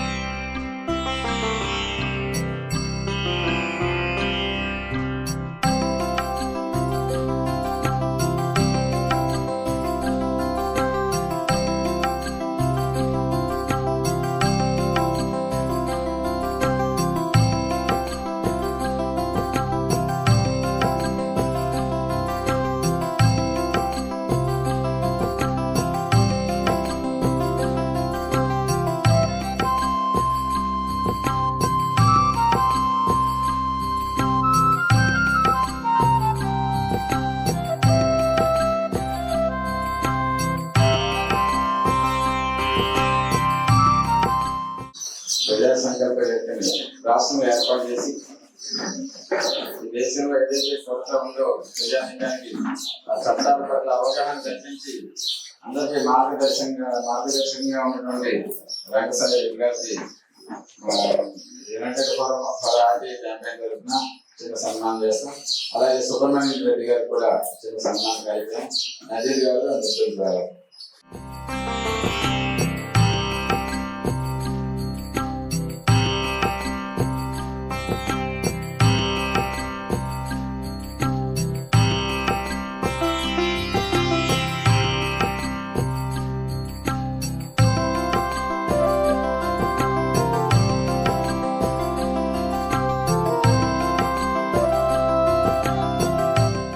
మనకి ఈరోజు సమావేశానికి నాతో కలిపి 30 మెంబర్స్ వచ్చారు, 30 మంది. అందరికీ ధన్యవాదాలు. ఇక ఈ 30 మందిలో అధిక శాతం మన రాష్ట్ర జిల్లా కార్యవర్గ సభ్యులు ఉన్నారు. ఎవరైతే కొత్తగా వచ్చారు వారు ఒకసారి ముందుకు రండి. కొత్తగా అంటే ప్రజా సంకల్ప వేదికలో సభ్యత్వం ఇప్పటిదాకా తీసుకొని వారు ఈ రోజు తీసుకోబోయేవారు. ఇది పూర్తిగా ఉచిత సభ్యత్వం మాత్రమే, ఎటువంటి చందాలు అవసరం లేదు. అలానే మీకు కూడా మేము ఎటువంటి పారితోషికం కానీ గౌరవేతం కానీ ఏమి ఇవ్వము. ఇదే మాట నేను 4 years చెప్తున్నాను, ఇప్పుడు చెప్తున్నాను. స్వచ్ఛందంగా ప్రజలకు సేవ చేయాలనుకున్న వాళ్ళు దయచేసి సభ్యత్వం లేని వాళ్ళు ముందుకు రండి. సార్ ఇది వచ్చేసి మన ప్రజా సంకల్ప వేదిక ఫ్రీ మెంబర్షిప్ ఫామ్. ఇందులో టర్మ్స్ అండ్ కండిషన్స్ ఉంటాయి. చట్ట వ్యతిరేకమైన పని చేస్తే మీకు డిస్క్లైమర్ ముందే కాబట్టి చట్ట వ్యతిరేకమైన పని చేస్తే మీకు ఎటువంటి ముందస్తు నోటీస్ ఇవ్వకుండా మీ సభ్యత్వాన్ని నిర్మోహమాటంగా తీసుకునేస్తాం. అర్థమే కదా, ఇందులో నో డౌట్. దయచేసి సహకరించండి. మీరందరూ మంచివారే నాకు తెలుసు. ఈరోజు చెప్పాల్సిన బాధ్యత నా మీద ఉంది. అప్పుడు చూసుకోండి, అవన్నీ నీట్ గా తెలుగు లేదా ఇంగ్లీష్ తెలియజేయండి, ఫోటో అంటియండి. మీకేం సహకారం కావాలంటే మన ఆఫీస్ స్టాఫ్ ఉంటారు. ఆధార్ కార్డు, ఓటర్ కార్డు ఇవ్వండి. మీకు తీసుకొని వస్తే జిల్లా కమిటీలో ఏ పోస్ట్ కానీ అవి ఇప్పుడు అలాట్ చేస్తాం. అయిపోతుంది. ప్లీజ్ ప్యానల్ గా మీద కానీ ప్రజా సమస్యల మీద కానీ నేను రీసెంట్ గా ముస్లిం మైనారిటీ నాయకులతో ఒక మొన్న 2 days బ్యాక్ మాట్లాడిన ఫోన్ లో నజీర్ గారు మాట్లాడించారు. ఈరోజు ముస్లిం మైనారిటీస్ మీద చట్ట వ్యతిరేకమైన పద్ధతిలో దారుణాలు జరుగుతున్నాయని, ఏదైనా ఒక ఇన్సిడెంట్ జరిగినప్పుడు వాళ్ళని కుట్రపూరితంగా కేసులో ఇరికిస్తున్నారని, అలాగే వాళ్ళ స్థలంలో వాళ్ళు చట్ట పరిధిలో మసీదులు కట్టించుకుంటామన్నా కూడా ఎగ్జాంపుల్ కళాశాల ఎక్కువ ఉంటుంది, వాటి మీద కూడా పోదలే కార్యక్రమం చేస్తున్నారంట. ప్రజా సంకల్ప వేదిక అంటే ఒక రెడ్డి గారితో ఒక హిందూ గాని ఎవరు అనుకోవద్దు దయచేసి. మనకు కులాలు, మతాలు, ప్రాంతాలు అనే భేదం లేదు. అది మీకు రాబోయే కాలంలో ఇంకా డీటెయిల్ గా తెలుస్తుంది. మాటలుగా చాకలు చూస్తుంటది కొత్త వాళ్ళకి, పాత వాళ్ళకి తెలుసాలని. రండి, మీ విలువైన సందేశం ఇవ్వండి.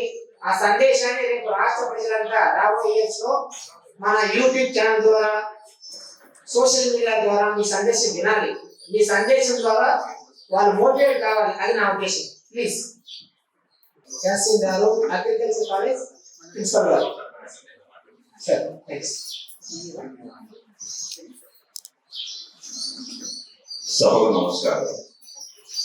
అనంత కరుణామయుడు అపార కృపాశీలుడైన సృష్టికర్త పేరుతో ప్రారంభిస్తున్నాను. నా పేరు యాసిన్ అండి. నేను ఒక 30 years నుంచి ఎడ్యుకేషన్ ఫీల్డ్లో ఉన్నాను. 15 సంవత్సరాల ప్రిన్సిపాల్గా చేస్తూ ప్రస్తుతం agriculture BSc, private agriculture BSc కాలేజ్లో ప్రిన్సిపాల్గా చేస్తున్నాను. ఇక ఆరోగ్య సమస్యల వల్ల రెస్ట్ తీసుకోవాల్సి వస్తుంది. అలాగే 98 నుంచి మాకు ముస్లిం యునైటెడ్ ఫ్రంట్ అని ఆర్గనైజేషన్ ఉంది. హబీబుర్ రెహమాన్ గారు ఆయన సారథ్యంలో లతీఫ్ గారు, నజీమ్ గారు ఇక్కడే ఉన్నారు. మేమందరం కలిసి అనేక సమస్యలు, మైనారిటీ సమస్యల మీద పోరాటం చేశాము. ఆ రోజు రాజశేఖర రెడ్డి గారు 5% రిజర్వేషన్ అంటే 5% రిజర్వేషన్ కోసం బాగా ఆర్గనైజర్ కష్టపడి మేము పోరాటం చేసి 4% రిజర్వేషన్ సాధించుకున్నాం. మా యొక్క శ్రమకి ఫలితంగా ఇవాళ చాలా మంది పిల్లలు, ముస్లిం మైనారిటీ పేద పిల్లలు డాక్టర్లు, ఇంజనీర్లుగా చదువుకొని మంచి ఉత్తీర్ణమైన స్థితుల్లో ఉన్నారు వాళ్ళు. ఇలాగా ఈ ఆర్టీఐ గురించి ఏం చెప్పాలంటే, ఎక్కువ నజీర్ గారు మాట్లాడుతున్నప్పుడు శ్రీనివాస్ గౌడ్ గారి గురించి, అలాగే మన సుబ్రహ్మణ్యం గారి గురించి ఎక్కువ చెప్తుండేవాళ్ళు. ఇంత కష్టపడుతున్నారు వీళ్ళు ఆర్టీఐ గురించి, మనం కూడా వర్క్ చేయాలని. అలాగే 2015-16 లబ్బిపల్లిలో కూడా కార్యక్రమం చేశారు. దాంట్లో కూడా నేను వెంటనే అప్పుడు కూడా నా యొక్క సూచనలు చెప్పాను. ఆర్టీఐ గురించి అప్పుడు ఉన్న కాంగ్రెస్ గవర్నమెంట్ కానీ అది ప్రజలకు ఒక మంచి అస్త్రాన్ని ఇచ్చింది. You have every right to ask. General గా ప్రభుత్వంకి ఏమవుతుందంటే ప్రశ్నించేవాడు ఉండకూడదు అనేది ప్రభుత్వం యొక్క లక్ష్యం. ప్రశ్నించేవాడు ఉంటే ప్రభుత్వంలో అనిశ్చిత స్థిరత్వం ఉండదు. ఆ భయం ప్రభుత్వంలో ఉన్న అధికారులు కానీ మంత్రులు కానీ ఎప్పుడూ ఉండదు. కాబట్టి ఈ ప్రభుత్వాన్ని ప్రశ్నిస్తే మన ఉనికికే ప్రమాదం అన్న కాన్సెప్ట్ వెళ్ళినప్పుడు ఆర్టీఐని తీసుకొచ్చి ప్రశ్నించే హక్కు ప్రతి ఒక్కరికి ఉంది, ఇన్ఫర్మేషన్ తెలుసుకునే హక్కు ప్రతి ఒక్కరికి ఉంది అని చెప్పి ఆ ప్రభుత్వం ఆర్టీఐ తీసుకొచ్చింది. కానీ ఇవాళ నేను ఒక కాన్సెప్ట్ మన వాట్సాప్ లో చూశాను. ఆ ఆర్టీఐ యాక్ట్ ని కూడా నిర్వీర్యం చేయడానికి కేంద్ర ప్రభుత్వం సహాయశక్తిలో ప్రయత్నిస్తుందండి అని చెప్పి మన వాట్సాప్ లో వేశారు గ్రూప్ లో. అంటే అది యాజ్ ఇట్ ఈస్ గా ఉంచి దాంట్లో కొన్ని మార్పులు చేసి కొత్తగూడ బిల్లు ఎట్లయితే చేర్పులు చేసి దాన్ని నిర్వీర్యం చేస్తాను ట్రై చేస్తున్నారు, ఆర్టీఐ బిల్లుని కూడా అట్లాగే నిర్వీర్యం చేయడానికి ప్రయత్నిస్తున్నారు అని చెప్పి మనకి ఇన్ఫర్మేషన్ వచ్చింది. కాన్సెప్ట్ ఏంటంటే ఇక్కడ నేను ఏదైనా చేస్తాను, నేను ఎంత అవినీతికైనా పాల్పడతాను, నీకు రావాల్సిన పథకాల రూపంలో నీ డబ్బులు చేస్తుంటాను, దీని హాయిగా కూర్చుందని మాత్రం ప్రశ్నించేవాడు. ఈ పరిస్థితి ప్రస్తుత సమాజంలో ప్రతి ప్రభుత్వం కూడా కోరుకునే పరిస్థితి. పథకాల ద్వారా బలహీన బడుగు వర్గాలకు అగ్గపెట్టి అలాగ ఉంచి వీళ్ళ అవినీతి మాత్రం మీరు చేసుకుని అంటారు. ఇప్పుడు కూడా బడుగు బలహీన వర్గాల పేద ప్రజల నుంచి వస్తుంది, వాళ్ళ దగ్గర నుంచి వస్తుంది. ఇదే పోయినా చూసుకోండి, వాళ్ళ దగ్గర నుంచి వస్తుంది.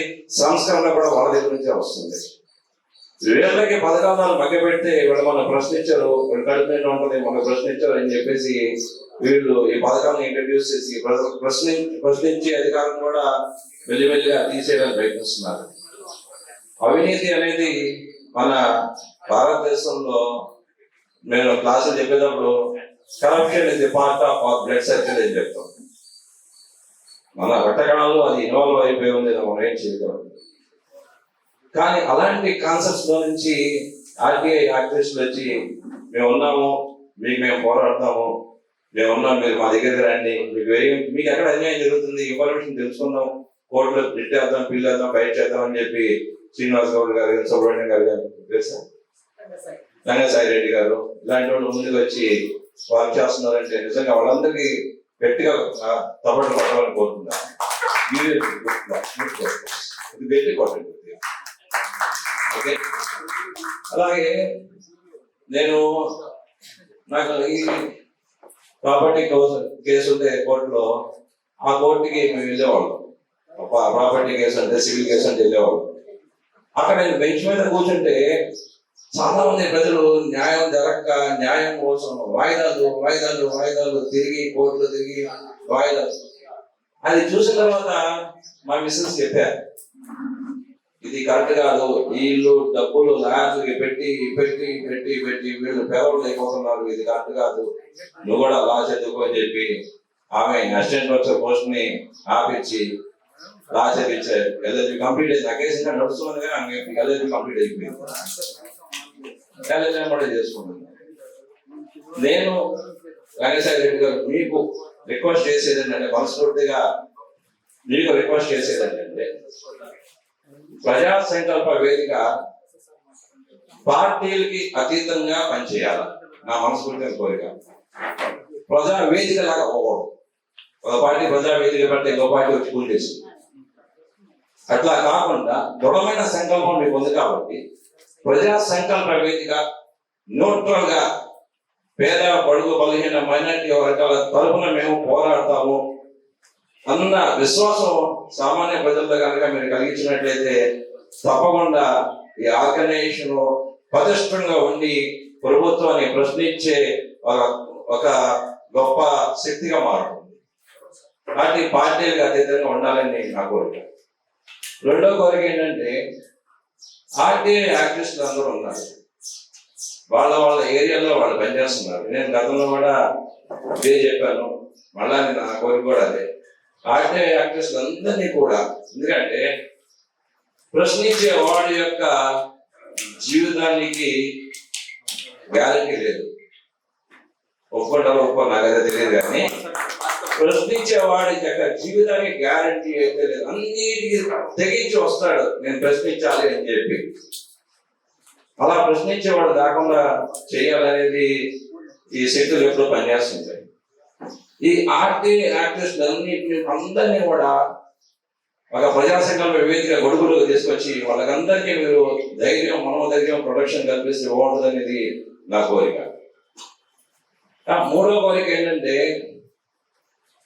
మన నజీర్ గారు మాట్లాడుతూ వేరే ఆయనతో పరిచయం చేశారు. వేరే ఆయనతో పరిచయం చేస్తున్నప్పుడు ఆయన చాలా చక్కగా చెప్పాడు, నువ్వు ఇలా ఆర్టీఐ గురించి తిరుగుతున్నావు, సెటిల్మెంట్ ఆర్టీఐ ద్వారా చేసుకోవచ్చు అని మీరు ఏం చెప్తున్నావు, నీకేంటి లాభం, నీకేం లాభం వస్తుంది, నువ్వు కూడా డబ్బులు సంపాదించుకోవచ్చు కదా, నీకు 2 కోట్లు 1 కోటి వస్తే దాంట్లో నువ్వు 50 లక్షలు 60 లక్షలు పుంచుకొని 40 లక్షల కమ్యూనిటీకి పెట్టు, నువ్వు కూడా డబ్బులు సంపాదించుకోవచ్చు. కంటే నాకు ఆ రోజు నజీర్ చెప్పిన మాట కళ్ళలో గర్వం నీళ్ళు తిరిగి, నాకు డబ్బులు అవసరం లేదండి, నేను ఆర్టీఐ యాక్ట్రెస్ని, నేను న్యాయం కోసం వెళ్తాను, నాకు డబ్బులతో సంబంధం లేదు, దయచేసి ఇలాంటి ప్రపోజల్ ఎప్పుడు తీసుకురావాలని. ఇలాంటి ఆర్టీఐ యాక్ట్రెస్ని మనం ఒక సైకలాజికల్ స్ట్రాంగ్, ఫిజికల్ స్ట్రెంగ్త్ మనం ఇచ్చినట్లయితే తప్పకుండా ఈ సమాజంలో చాలా మంది ప్రశ్నించే వాళ్ళు పెరుగుతారు, సమాజం మెరుగైన దిశకి, బంగారు దిశకి వెళ్ళే అవకాశం ఉంటుంది. కాబట్టి మన నజీర్ మాట్లాడుతూ శ్రీనివాస్ గౌడ్ గారి గురించి ఇప్పుడు చెప్పేవాడు, ఇలాగ వక్ఫ్ బోర్డు మీద చేస్తున్నారండి, ముస్లిం మైనారిటీ వక్ఫ్ బోర్డు మీద ఎందుకు రావట్లేదు, ఎందుకు ఆ స్పందన ఎందుకు రాలేదు అనేది మీకు క్లారిటీ చేస్తాం. ఎన్ఆర్సీ సిఏఏ అనేది సామాన్య ప్రజలకి సంబంధించింది, ప్రతి ఒక్కరికి సంబంధించి ఎన్ఆర్సీ సిఏఏ. దాంట్లో ముస్లిం మైనారిటీలు ప్రతి ఒక్కళ్ళు బయటకు వచ్చి ఢిల్లీలో రాష్ట్రాలకు చేసి కొన్ని నెలల పాటు అక్కడ ట్రాఫిక్ స్తంభన చేసి ప్రభుత్వాన్ని ఆలోచింపజేశారు. విపరీతమైన స్పందన రావడం వల్ల గవర్నమెంట్ వెనకడుగు వేసి ప్రస్తుతానికి అది పక్కన పెట్టుకోండి. ప్రజల్లో ఉన్న చిన్న స్పందనకి వాస్తవాలు ఎందుకు రావట్లేదు, వాస్తవాలు భూమి అనేది కొంతమంది చేతుల్లో కబ్జాలో ఇరుక్కుపోయి ఉంది. సామాన్య ప్రజలు మీరందరూ అనుకుంటారు వాస్తవాల వల్ల పేద ప్రజలు చాలా ఉపయోగపడింది, ఎవరికి ఉపయోగపడట్లేదు. అందుకని పేద ప్రజలు, ముస్లిం పేద ప్రజలు ఎవరు కూడా స్పందించారు. నిజంగా వర్క్లోడ్ నుంచి వచ్చిన రెవెన్యూని మీరు సక్రమంగా పంచిపెట్టినట్లయితే అసలు ముస్లింస్ పేదవాళ్ళు అనేది ఉండవు, అంత రెవెన్యూ ఉంది. కానీ ఎవరి చెట్లు ఎవరు ఎంజాయ్ చేస్తున్నారు అది అందరికీ తెలుసు. కాబట్టి సామాన్య ప్రజలు ఎవరు కూడా పెద్దగా రాకుండా ధర్నా చౌక్లో పెడితే 200 మంది కూడా ఎక్కువ వెళ్ళలేదు. కాబట్టి నేను మిమ్మల్ని కోరుకునేది ఏంటంటే, ఇలాంటి సున్నితమైన అంశాలు ఉన్నాయి, సామాన్య పేద ప్రజలకు సంబంధించిన సున్నితమైన అంశాలు ఉన్నాయి, వాళ్ళకి ఈ ఆర్టీఐ గురించి అవగాహన కలిగించి ప్రశ్నించే అధికారం మీకుంది, ఇన్ఫర్మేషన్ తెలుసుకునే అధికారం మీకుంది అని చెప్పి వాళ్ళకి అవగాహన కలిగించాలి. చివరిగా ఎక్కువ టైం తీసుకుంటాను, కానీ నేను మీకు రిక్వెస్ట్ చేసేది ఏంటంటే, శ్రీనివాస్ గౌడ్ గారి గురించి కానీ, రంగసాయి రెడ్డి గారు, మన సుబ్రహ్మణ్యం గారు, నజీర్ గారు, వీళ్ళకి రిక్వెస్ట్ చేసేది ఆర్టీఐ యొక్క అవగాహన అనేది స్టూడెంట్స్ లోకి తీసుకెళ్ళండి, యూత్లోకి తీసుకెళ్ళండి. కాలేజెస్ లో సెమినార్ పెట్టండి, RTI seminar, awareness on RTI. పెద్ద పెద్ద కాలేజీలు ఉన్నాయి, లైలా ఉంది, సిద్ధార్థ ఉంది, స్టెల్లా ఉంది, కేబిఎన్ కాలేజ్ ఉంది విజయవాడలో, ఇలాంటి పెద్ద పెద్ద కాలేజీలు ఉన్నాయి. ఆర్టీఐ సెమినార్ అని ఆర్టీఐ బట్టి ఆర్టీఐ వాళ్ళ అవగాహన వచ్చినట్లయితే నెక్స్ట్ జనరేషన్ కి మంచి ఆర్టీఐ, ఒక చాకు లాంటి ఆర్టీఐ యాక్టివిటీస్ లో ధైర్యంగా నిలబడే యూత్ అనేది మీకు తయారవుతుంది. ఇది మీరు నా యొక్క మనవిని కొద్దిగా పరిగణనలో తీసుకోమని కోరుతున్నాను. అలాగే ఇవాళ చట్టం అనేది అందరి ద్రాక్షలాగా అయిపోయింది. ఇలా నాడు మాట్లాడారు, వాయిదాల మీద వాయిదాలు, వాయిదాల మీద వాయిదాలు, వాయిదాల మీద వాయిదాలు. ఒక లాయర్ని హైర్ చేయాలంటే కాస్ట్లీ అఫేర్. లీగల్ ఎయిడ్ అని ఫ్రీ లీగల్ ఎయిడ్ అని ఇస్తారు గవర్నమెంట్ డబ్బులు ఇవ్వాల్సింది. నేను మిమ్మల్ని కోరేది ఏంటంటే, ఎంతమంది మేధావులు ఉన్నారు కాబట్టి లీగల్ సెల్ అనేది 4-5 సీనియర్ అడ్వకేట్స్ పెట్టుకొని ఒక లీగల్ సెల్ అనేది పెట్టుకున్నట్లయితే సామాన్య ప్రజలకి చక్కగా న్యాయం అందుబాటు ఉంటుంది.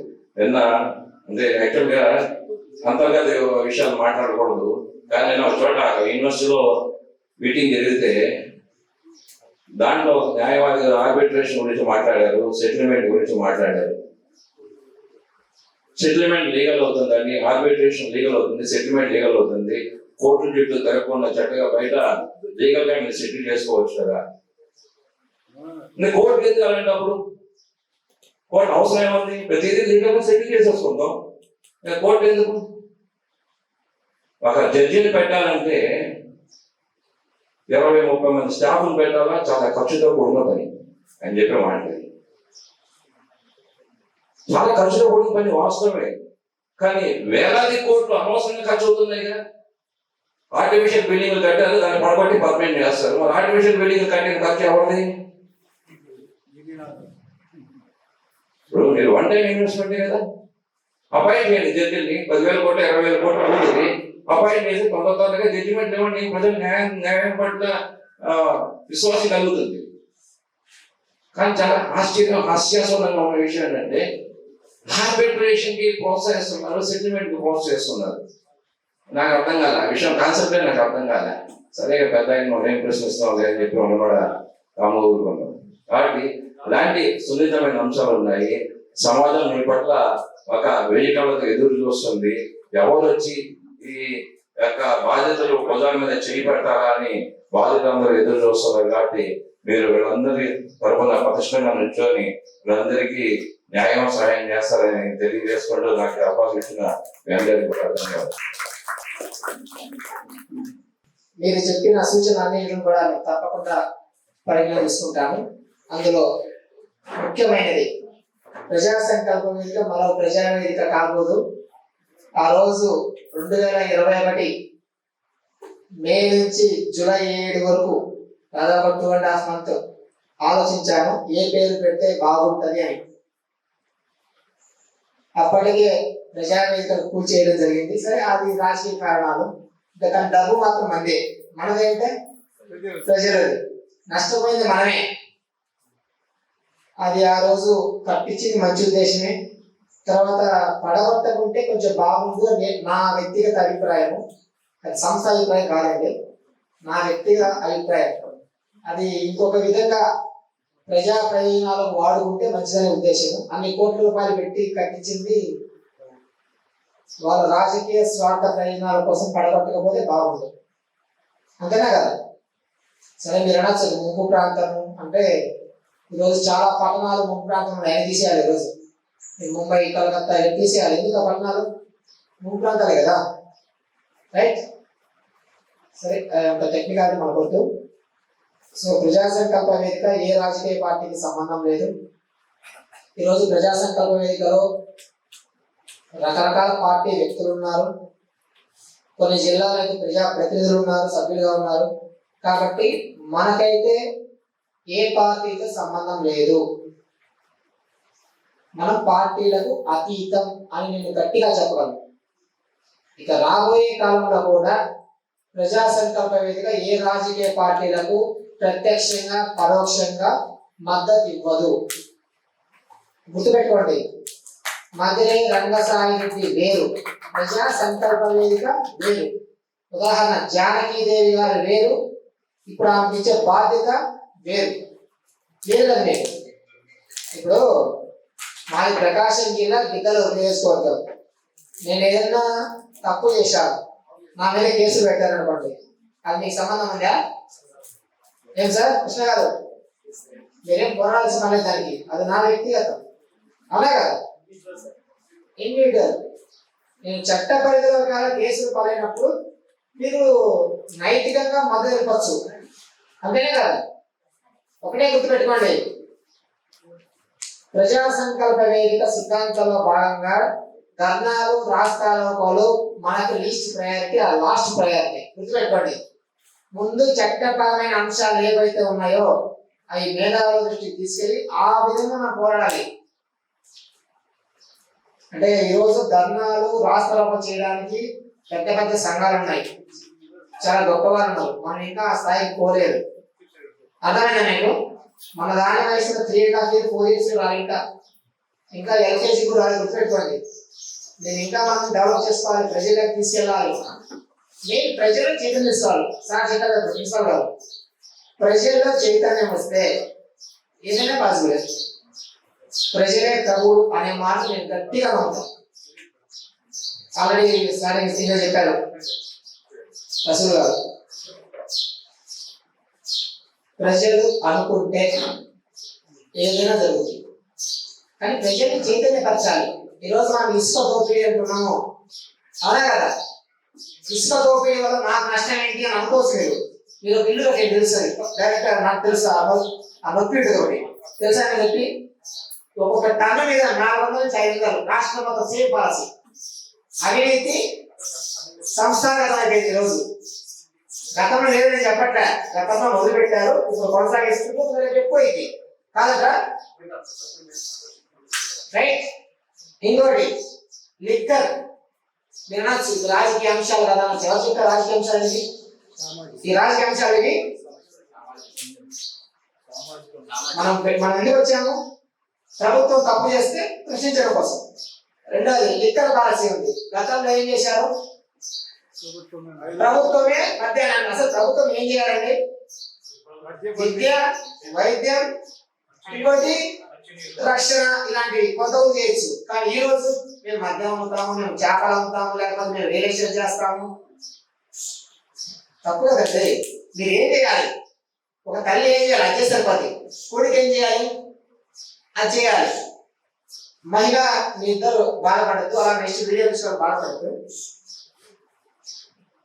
కర్ణాటక ప్రభుత్వం ఉచిత బస్సు అని చెప్పారు, అలా అధికారంలో వచ్చింది. నెక్స్ట్ తెలంగాణ ఉచితం అన్నారు, అధికారంలో వచ్చింది. ఇప్పుడు ఆంధ్రప్రదేశ్ ఉచితం అన్నారు, కానీ ఏ జిల్లా ఆ జిల్లా అంటారు. సరే కాదని లేదు. అమ్మ ఒడి అన్నారు. అమ్మ ఒడి కనీసం ప్రభుత్వ పాఠశాలకు పరిమితం చేస్తే బాగుందండి. మీరు అర్థం చేసుకోండి, పెద్దవాళ్ళు అంటున్నారు, మాట్లాడుతున్నాను. అమ్మ ఒడి ఎవరికి ఇవ్వాలి? Below poverty line first point, అంతేనే కదా? నేను బిలో పావర్టీ లైన్, నాకు ఆ లిమిట్ ఉంది కదా, నాకు ఆ డబ్బు లేనప్పుడు నేను ఈ రోజు ఒక ప్రైవేట్ పాఠశాల పంపించి 2 అంతలు 3 అంతలు ఫీజు వసూలు చేస్తాను. ఈరోజు గుర్తుపెట్టుకోండి, రాష్ట్రంలో మీకు తెలియదు అనొద్దు, మీకు అందరూ తెలుసు. బట్టలు ఎక్కడ కొనాలి? అక్కడే కొనాలి. షూస్ అక్కడే, బెల్ట్ అక్కడే, బుక్స్ వాళ్ళు చదువు నేర్పిస్తుందా లేకపోతే పచ్చాడుకుంటూ నడుస్తుందా? అర్థమైందా మీకు? అది మనందరూ తెలుసు. ఎందుకు? మన పిల్లలు కూడా చదువుతారు కాబట్టి. అర్థమైందా? ఏం సార్? రైట్ రాగా దీని వల్ల మనం ప్రశ్నిస్తామా? ఎంతసేపు ఆర్టీ ఒకటేనా? నెక్స్ట్ రేషన్ బియ్యం ఉంది. గతంలో రేషన్ బియ్యం ప్రజల కాల్చి మాత్రమే ఇన్ఫర్మేషన్ ప్రకారం కేజీ 16 రూపాయలు కొడుతుంది. ఇప్పుడు 10 నుంచి 10 రూపాయలు కొడుతుంది. మిగతా డబ్బులు ఎక్కడికి ఎవరికి ఇస్తున్నారంటే ఆ స్థానిక మంచి అధికార పార్టీలకు ఇస్తాం. ఆ పేరు వద్దు, ఆ పోస్ట్ పేమెంట్ వల్ల కొన్ని వర్గాలు బాధపడతాయి. 1 కిలో మీద వాళ్ళ యొక్క అబ్జెక్షన్ ఏంటి? ఆ పక్కనది అమ్మేవాడు అమ్ముడు కదా, మీకే నొప్పి. అసలు అది పౌర సరఫరాల ఆ ఏదైతే విధానం ఉందో అది మార్చాలి కదా. బియ్యం మీకు అవసరం లేదు, అది ఇంకో ఏం చేయండి. ఇక్కడ బియ్యము 10 రూపాయలు కొనడము. ఇంకోటి కొత్త విషయం, ఈ రోజు కొన్ని మండలాల్లో ఇక్కడ పెద్దవాళ్ళు కూడా ఏమి చెప్తున్నా, మీరు కూడా దాని మీద అసలు సమస్య పరిష్కారం కృషి చేయాలి. మండలాల్లో రేషన్ కొంటారు కదా, అది ఒక మిల్లుకు అప్పచెప్తారు, రైస్ మిల్లుకి. గత ప్రభుత్వంలో ఆ స్థానిక శాసనసభ్యులు ఏ మిల్లుకు అప్పచెప్పారో ఇప్పుడు కూడా అదే మిల్లు. గుర్తుపెట్టుకోండి, వ్యాపారస్తులు మారట్లే, ఎమ్మెల్యేలు మాత్రమే మారారు. అదేం చేస్తారు? వాళ్ళు సన్న బియ్యంగా మరి మేకప్ చేస్తారు. బియ్యానికి మేకపే ఏం చేస్తారు? మేకప్ చేస్తారు. తర్వాత దాన్ని ఏం చేస్తారు? అమ్ముతారు.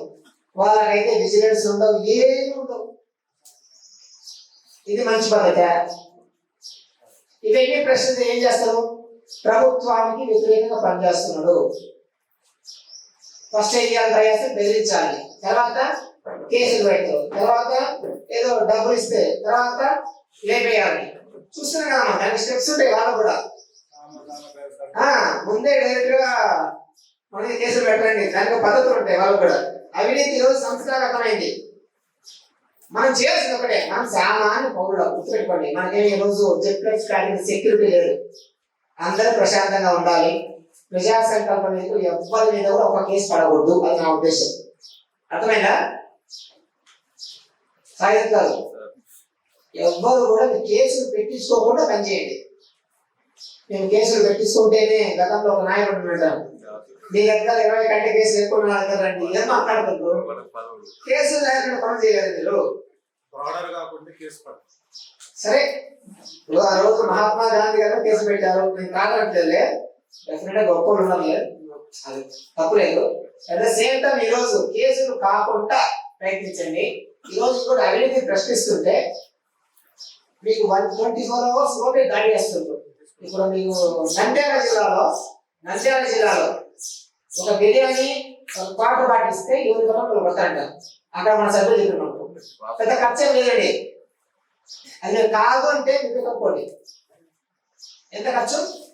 బిర్యానీ పట్ల 100 రూపాయలు, పాటు పట్ల ఎంత 150 200, అంతే కదా. సరే, ఎంత అవుతా? నేను పోయినసారి మన మీటింగ్ వచ్చి పోతూ పార్టీ కార్యాలయంలో గ్రీవెన్స్ లో ఒక లెటర్ ఇస్తే ఆనందరామ తెలుగుదేశం పార్టీ కార్యాలయం గ్రీవెన్స్ లో ఒక భూమి సమస్య ఆక్రమణకు గురైంది, న్యాయం చేయండి, ఎంఆర్ఓ మాట అంటలేదని రాసిచ్చిపోతే నా ఫోటో తీసి నేను అక్కడ వేరే లోపు ఎమ్మెల్యేకి నీ మీద కంప్లైంట్ పెట్టిపోయినాడు ఈ క్యాండిడేట్ అని ఫోటో ఉంది. నేను బస్సు దిగే లోపు నా కోసం మనుషులు వెయిటింగ్ లో ఉన్నారు.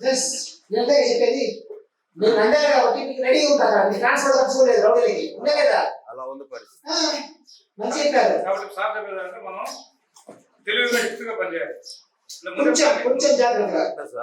వాళ్ళు గ్రీవెన్స్ ఎందుకు పెట్టారు సార్? కింది స్థాయిలో పని కాకపోతే గ్రీవెన్స్ కు రమ్మనే కదా స్టేట్ గ్రీవెన్స్ పెట్టింది. దానికి న్యాయం చేయకపోతే ఒక మినిస్టర్ గారే నా ఫోటో తీసి పంపించినారు. మినిస్టర్ గారు కాదండి, నేను ఈరోజు కూటమి ప్రభుత్వం టాప్ 5 ఎవరుతుందో వాళ్ళ వ్యక్తిగత ఫోన్ నెంబర్ మన దగ్గర ఉంటాయి కదా, లేకపోతే ఉండవుగా సంస్థలు అంటే. నేను పెడితే ఆ సంబంధిత వాళ్ళు పెట్టేసింది. మీరు కంట్రోల్ చేస్తారా, మేము కంట్రోల్ చేయాలా? అదే కాబట్టి ఈరోజు ఒకటే గుర్తుపెట్టుకోండి, సెల్ఫ్ డిఫెన్స్ అనేది చాలా అవసరం.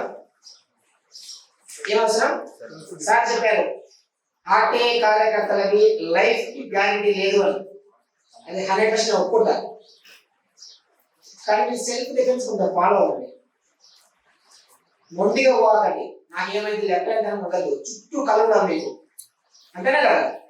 మనకి ఏదైనా అయితే రేపు బాధపడేది మీకు ఇన్సూరెన్స్ ఇస్తుంది గవర్నమెంట్, మీకు ఆర్టీ యాక్ట్ ఇస్తూ మీకు ఏమన్నా గౌరవ వందనాలు బుల్లెట్ కాల్చి రాబడయా ఏముండదు. గుర్తుపెట్టండి, మీ సెల్ఫ్ డిఫెన్స్ ఏవైతే ఉన్నాయో దయచేసి తప్పు అనుకోవద్దు. ఎందుకంటే మనం ఎప్పుడు కీడించాలి. ఇకపోతే మీకు బలం అనేది మళ్ళీ ప్రతి మీటింగ్ అదే చెప్తారు, అది మీరు తప్పుగా అర్థం చేసుకోవద్దు. మీకు 100% బలం ఉంటే 10% నుండి బిహేవ్ చేయండి. డబ్బుల కోసం ఆర్టీఐ పెట్టారనుకోండి, మీకు అంటే పెట్టేవాళ్ళు ఎక్కడ పెట్టేవాళ్ళకి ఆడామల కాలం తేడా ఉందా? పదం కొంచెం స్ట్రాంగ్నే ఉంది, కానీ వాళ్ళ వల్ల నిజమైన కాలం చనిపోతుంది ఈరోజు. అది పద్ధతి కాదు కదా. సంపాదించిన చాలా బాగా ఉన్నాయి. ఇట్లా ఏంటిది సంవత్సరం బతకచ్చు, బతకూడదా? ఏదైనా చేసి బతకచ్చు కదా. ఎందుకు ఈ ఆర్టీఐ ఇంత దళితం చేయడం? మనం చేస్తున్నాం, మన కార్యకర్తలనే కొంతమంది వాళ్ళు చేస్తారు మన మీద ఆక్రమణ పెట్టేయడం ఇవన్నీ, రైట్? సరే, ఇప్పుడు మన నియామక ప్రక్రియ ఏదైతుందో పెదకాకాని మండలం, కొన్నూరు నియోజకవర్గం, గుంటూరు జిల్లా, లంకపల్లి చిన్నగారు. రండి సార్, లంకపల్లి చిన్నగారు. Prem and Shiva please. నజీర్ గారు ముగ్గురు. లంకపల్లి చిన్న గారు సార్. సార్ ఇదివరకు మీరు ఏదైనా సంస్థలో పనిచేశారా? సంస్థలో పనిచేశారా సార్? First time. మీరు వృత్తిపరంగా ఏం చేస్తారు సార్? ఆటో పర్లేదు. డిగ్నిటీ ఆఫ్ లేబర్ గుర్తుపెట్టుకోండి. మనం ఒక పని చేయాలి ముందు వీటికి రావాలంటే. ఏ పని చేయడానికి వస్తున్నాం అర్థమైంది? క్లీన్ చేసి సంపాదిస్తున్నామా? అది నాకు నచ్చదు. మళ్ళీ చెప్తున్నా. సరే సార్, మీరు జిల్లా కమిటీలో పనిచేయగలరా సార్? గుంటూరు జిల్లా ఆర్టీఏ విభాగం ఉంటుంది. మిగతా వాళ్ళు కూడా వినండి.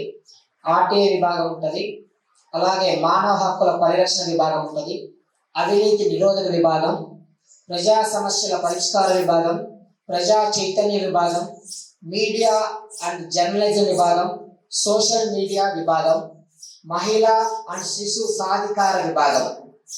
ఈరోజు శిశువుల మీద కూడా చెప్పలేని అగాయిత్యాలు జరుగుతున్నాయి, అవునా కదా? వాళ్ళలో అవేర్నెస్ తేవాలి తల్లిదండ్రుల్లో. అందుకోసమే ఆ విభాగం పనిచేస్తుంది. మొత్తం 9 విభాగాలు ఉంటాయి సార్.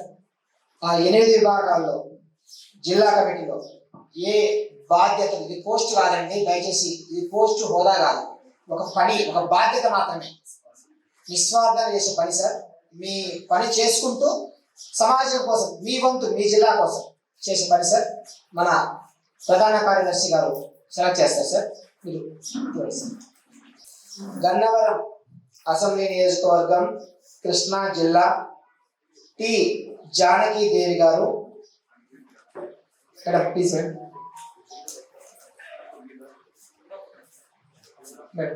మీరు గతంలో ఏదైనా సామాజిక కార్యక్రమాలు చేశారా మేడం? చేశారు. ఏ సంస్థ పేరు మేడం? అందరికీ నమస్కారం. నా పేరు జానకి దేవి.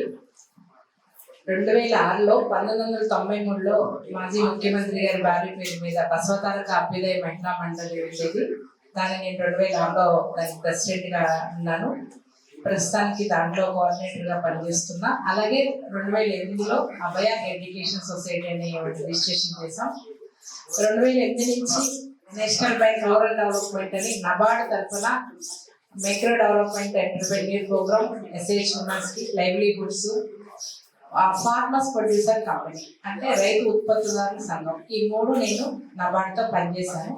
ఇవి పనిచేస్తూ ఎస్హెచ్ ఉమెన్స్ కి మేము ఎంతో అవేర్నెస్ ఇచ్చుకుంటూ వాళ్ళకి ఆదాయాన్ని కల్పించాం ట్రైనింగ్ ఇచ్చిన తర్వాత. అలాగే వాళ్ళకి మార్కెటింగ్ చేస్తున్నాం. ఇప్పటికీ నాకు గార్మెంట్స్ అంటే, ఫుడ్ ప్రాసెసింగ్ అంటే చాలా ఇష్టము. నేను ఇవాళ ఇలా స్టేజ్ మీద ఉండి మాట్లాడుతున్నానంటే అవి 2 నా ప్రధాన వృత్తులు. ఇప్పటికీ మావి పికిల్స్, స్పైసీ పౌడర్స్ స్టేట్స్ వెళ్తాయి. ఒక మినిమం ఒక 50 మెంబర్స్ ప్రస్తుతానికి మన దగ్గర ఉండి వాళ్ళకి మేము ఉపాధి చూపిస్తున్నాము. అలాగే ఇలా కార్యక్రమాలు చేస్తూ ఉండగా సహకార భారతి అనే ఒకటి కోఆపరేటివ్ సొసైటీ ఒక సంస్థ ఉంది. అది 29 స్టేట్స్ లో చేస్తుంది. నబార్డ్లో నేను చేస్తున్నందుకు దానికి ఏపీ మహిళా వైస్ ప్రెసిడెంట్ గా, ఏపీ వైస్ ప్రెసిడెంట్ గా సహకార భారతి ఉన్నా. అలాగే ఒక 5 years నుంచి దాని మీద వర్క్ చేస్తున్నాము. అలాగే ఒక 5 years నుంచి కూడా దానికి నేషనల్ ఎగ్జిక్యూటివ్ మెంబర్ గా పెట్టారు. రంగసాయి రెడ్డి గారు ఏదో గ్రూప్ లో నుంచి మమ్మల్ని పెట్టారు. పెడితే నాకు ఇది నచ్చింది.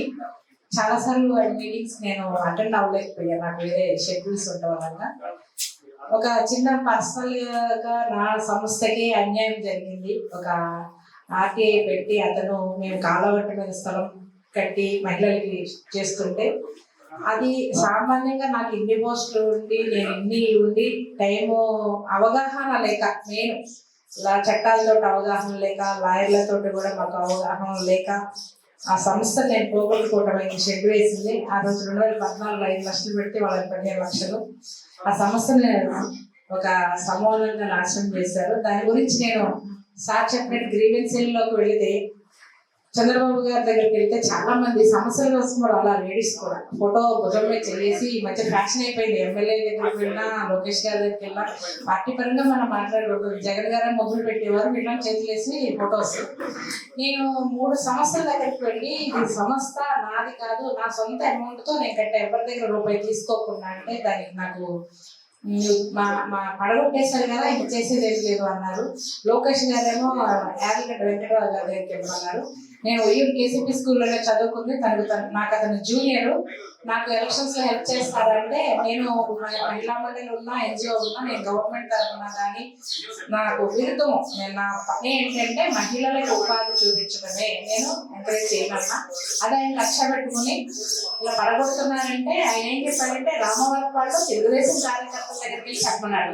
ఈయన ఎందుకు ఎమ్మెల్యేగా నుంచున్నాడు? కార్యకర్తలు పరిపాలిస్తున్నారా, ఈయన పరిపాలిస్తున్నారా? అది నాకు బాగా అనిపించింది. తర్వాత చంద్రబాబు గారి దగ్గరికి వెళ్తే బాధపడకమ్మా, నేను చూస్తాను, అటు చూడమ్మా ఫోటో తీస్తున్నారు అని అన్నాడు. అవన్నీ నా దగ్గర క్లిప్పింగ్స్ ఉన్నాయి.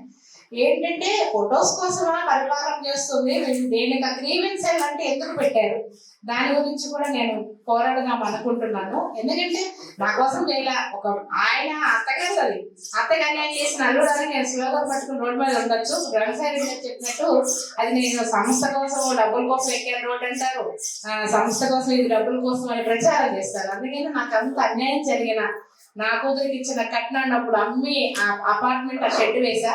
ఇప్పటికీ నేను ఎవరిని ఒక్క రూపాయి కూడా అడగకుండా నేను చేసింది. నా భర్త నా సహాయ సహకారాలు ఉన్నారు. అది పగలగొట్టి అది ఏమన్నా వాస్తు ప్రాబ్లం ఏమో, లేకపోతే నీకు అది పగలగొట్టిన నుంచి నేను అప్పులోనే ఉన్నా. అది పగలగొట్టి దరిద్రం వెళ్ళిపోతుంది, పీడం పోతుంది అని అన్నాడు మా ఆయన అయితే. అదే ఇంకొకళ్ళు అయితే ఉన్న సంబంధం దానికి పెట్టావు, నేనేం చేయాలి అని బయటకు వెళ్తారు. అలాంటి ఈ ఆత్మహత్య చేసిన వాళ్ళు కూడా మా అత్తగారి ఊరికి అక్కడక్కడ పట్టుకుని ఈ ఎంత దుర్మార్గం పనులు చేస్తున్నారంటే దీని గురించి మనం వచ్చిన వాళ్ళందరం ప్రజల కోసం 100% నేను బ్రతుకున్నంత వరకు నేను ఎటువంటి రూపాయి తీసుకోకుండా నేను సమస్య నడుపుతా, నా సొమ్మతో నేనే చేసుకున్నాను. ఇంక ఇప్పుడు ఉన్న లేని రోజు నల్గొండ కూర్చుని ఎక్కడ ఉద్యోగం చేసుకుంటా, లేదా వంటమ్మగా పెడతా. కానీ నేను ఎటువంటి ప్రమాణపూర్తికంగా 2006 నుంచి సోషల్ సర్వీస్ చేస్తూ ఉన్నా. నాకు ఈ పోస్ట్ అయితే నేను ఎప్పుడు ఎవరిని అడగలేదు. నలుగురికి సహాయం చేయడానికే ఎన్జిఓస్ పనిచేస్తే అన్ని సంస్థల్లో ఉన్నారు కాదంటల్లా. కానీ ఇంత రంగసాయి రెడ్డి గారు పిలుపు విని చాలా జిల్లాల నుంచి వచ్చారు. అలాగే శ్రీనివాస్ సార్ గారు కూడా ఉయ్యూరు దగ్గర విలేజే, ఆయన 10th క్లాస్ చదివి ఇంత ఇచ్చేసారు అంటే నాకు ఆశ్చర్యముగా ఉంది. నేను కూడా 10th క్లాస్ తర్వాత మా బ్రదర్ ఐటీఐ చదివి నేను గొప్పవాడిని అని అంటే నువ్వెంత గొప్పవాడో నేను అంత గొప్పదాన్ని అవుతానని. ఆ రోజుల్లో 84 to 86 ఐటీఐ చదివాను. నేను ఇంట్లో నుంచే ఫైటింగ్ చేసుకుంటూ వచ్చాను. సో ఇప్పుడు ప్రజల కోసం ఫైటింగ్ చేయడానికి ఇంకా ముందు రెడీగా ఉంటా. మహిళలు ఉన్నారు. ఈ ఉద్దేశాన్ని నేను నలుగురికి నా రాష్ట్రం అంతా నలుమూలలా చేసి ఇంకా అంతమందిని మహిళలు కానీ జెంట్స్ అందరినీ దీంట్లో తీసుకొస్తానని నేను మాకు నమ్మకం ఉంది మేడం, మీరు క్షేత్రస్థాయిలో పనిచేస్తారని. అలాగే మీరు మహిళా విభాగానికి సంబంధించి రాష్ట్రంలో మహిళలు శిశు సంక్షేమం అంటే శిశువులు ఇక్కడ మెంబర్స్ కాలేదు కాబట్టి వాళ్ళ మహిళలే, వాళ్ళకి తెలుసు కదా. ఇప్పుడు ఈ రోజు నేను ఇక్కడ దాకా వచ్చాను, నా కొడుకు వయసు 4.5 years. ఎవరు చూసుకోవాలి? తల్లే కదా. కాబట్టి మహిళలు ఇందులో మెంబర్స్ అయితే వాళ్ళ హక్కుల కోసం వాళ్ళు చట్టపరంగా పోరాడగలరు. అలాగే ఇంత సార్ చెప్పారు కాబట్టి ఆ పాయింట్ మిస్ అయ్యాను. మన దానికి లీగల్ సెల్ ఉంది సార్, స్టేట్ లీగల్ సెల్ ఉంది. SM భాష అనే సార్ వచ్చేసి స్టేట్ ప్రెసిడెంట్ గా ఉన్నారు. అంటే పూర్తి స్థాయి ఇంకా ఏర్పాటు కాలేదు sir, but legal cell form అయింది. అది తప్పనిసరిగా తొందరలో వాళ్ళ నెంబర్స్ వాళ్ళ నేమ్స్ అన్ని ఫ్రీ అడ్వైస్ కోసం ఇస్తాం సార్. కానీ వాళ్ళకైతే మీరు కేసులు ఇవ్వద్దు. లీగల్ సెల్ నుంచి మీరు సలహాలు మాత్రమే తీసుకోవాలి. కేసులు మాత్రం అడ్వకేట్ యాక్ట్ 1961 ప్రకారము మీకు నచ్చిన లాయర్ మీరు ఇచ్చుకోవచ్చు. ప్రజా సంకల్ప వేదిక చెప్పిన లాయర్లు మీరు ఇవ్వాల్సిన అవసరం లేదు, మేము చెప్పం కూడా. క్లియర్ కదా సార్? ఎందుకంటే క్లిక్ ప్రూఫ్ అవుతుంది మళ్ళీ. దయచేసి అది గుర్తుపెట్టుకోండి. మా దగ్గర న్యాయ సలహాలు తీసుకోవచ్చు, కానీ దయచేసి మీ కేసు మాకు ఇవ్వదు. ఇప్పుడు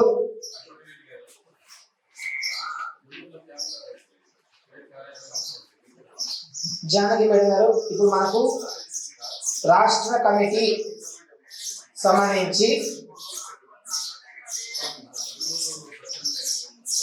మహిళా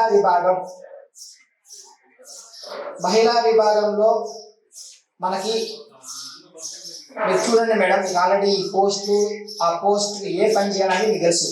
నీకు మళ్ళా నేను కొత్తగా చెప్పేది ఏం లేదు, తెలుసు మేడం. ఇది కర్నూలు నుంచి లోకాయుక్త హ్యూమన్ రైట్స్ కమిషన్ కూడా మార్చాలనుకున్నారు కానీ అక్కడ ప్రజల నుంచి వ్యతిరేకత అక్కడే కొట్టారు. ఇప్పుడు ఇందాక మీరు ఒక ఇష్యూ చెప్పారు కదా, మీరు స్థానిక రాజకీయ నాయకుల మీద వాళ్ళ మీద రాసేది వేరే జిల్లా వాళ్ళకి అప్డేట్ ఏదైనా ఉందనుకోండి నాకు చెప్పండి, నేను రాస్తాను. మాట ఏమి వేరే జిల్లా వాళ్ళకి ఆర్టీఐ ముఖ్యంగా ఏంటంటే అక్కడ స్థానికులు ఎట్లాంటి ఇబ్బందులు ఉంటాయి వేరే జిల్లా వాళ్ళకి డాక్యుమెంట్ ఎవిడెన్స్ ఉంటాయి. మీరేదో ఒక అవినీతి ఆరోపణ చేశారు, ఆ పార్టీ ఎమ్మెల్యే మీద వాళ్ళు ఎంక్వైరీ చేసుకోరుగా, అందుకని ఏం చేశారు వెంటనే ఆ లోకల్ ఎమ్మెల్యే పెట్టారు. మాలాంటి వాళ్ళకి ఇవ్వండి, ఆ విషయంలో కూడా వేరే జిల్లా వాళ్ళకి ఇవ్వండి సార్. ఇంకో రిక్వెస్ట్ కూడా బాబు, వేరే జిల్లా వాళ్ళు రాస్తే మీకు ఇబ్బంది ఉండదు. రాస్తాం సార్ అందరు కమిటీలు అయిన తర్వాత జిల్లాల వారీగా మొత్తం లిస్ట్ అవుట్ చేసి ఫోన్ నంబర్తో సహా ఒక బుక్లెట్ తయారు చేసి అందరికి ఇస్తే అవసరమైనప్పుడు ఫోన్ చేసి మీ సహాయం మాకు కావాలని మేము అడగడానికి ఈజీగా ఉంటుంది అనేది మా ఇది కంప్లీట్ అవ్వాలి ఫస్ట్ మనకి. తర్వాత అసెంబ్లీ కమిటీ వరకు అయిపోవాలి. ఆ తర్వాత బుక్లెట్, మండల కమిటీలు, విలేజ్ కమిటీలు అది ఇప్పుడు చేయలేము, టైం పడుతుంది మనకి. ఇంకోటి నియామక ప్రక్రియ అంతా కూడా ఆండ్రాయిడ్ అప్లికేషన్స్ డెవలప్ చేస్తున్నాం. అంటే ఇక ప్రతిసారి ఇలా కలవాలంటే మీకు చాలా ఖర్చులు కూడుకున్న పని. ఇంకోటి ఇట్లా ఎవరైతే సార్ వాళ్ళు లాంటి ఉన్నారో వాళ్ళు మేము కలిసి వాళ్ళ స్టేట్మెంట్ రికార్డ్ చేసుకుంటాం, అంటే సబ్జెక్ట్ మీద అవి మేము మీకు అప్లోడ్ చేస్తాం, మీరు చదువుకోవచ్చు. ఇప్పుడు వాళ్ళు ఇక్కడ రావాలంటే చాలా కష్టపడుతుంది, మనమందరం ఇక్కడ రావాలంటే కష్టపడుతుంది, అంతేనే కదా. దీని అందరి సొల్యూషన్ కోసం ఏర్పాటు చేస్తున్నాము. ఏదైనా కూడా జూలై 7 కల్లా అయిపోతాయి అన్ని.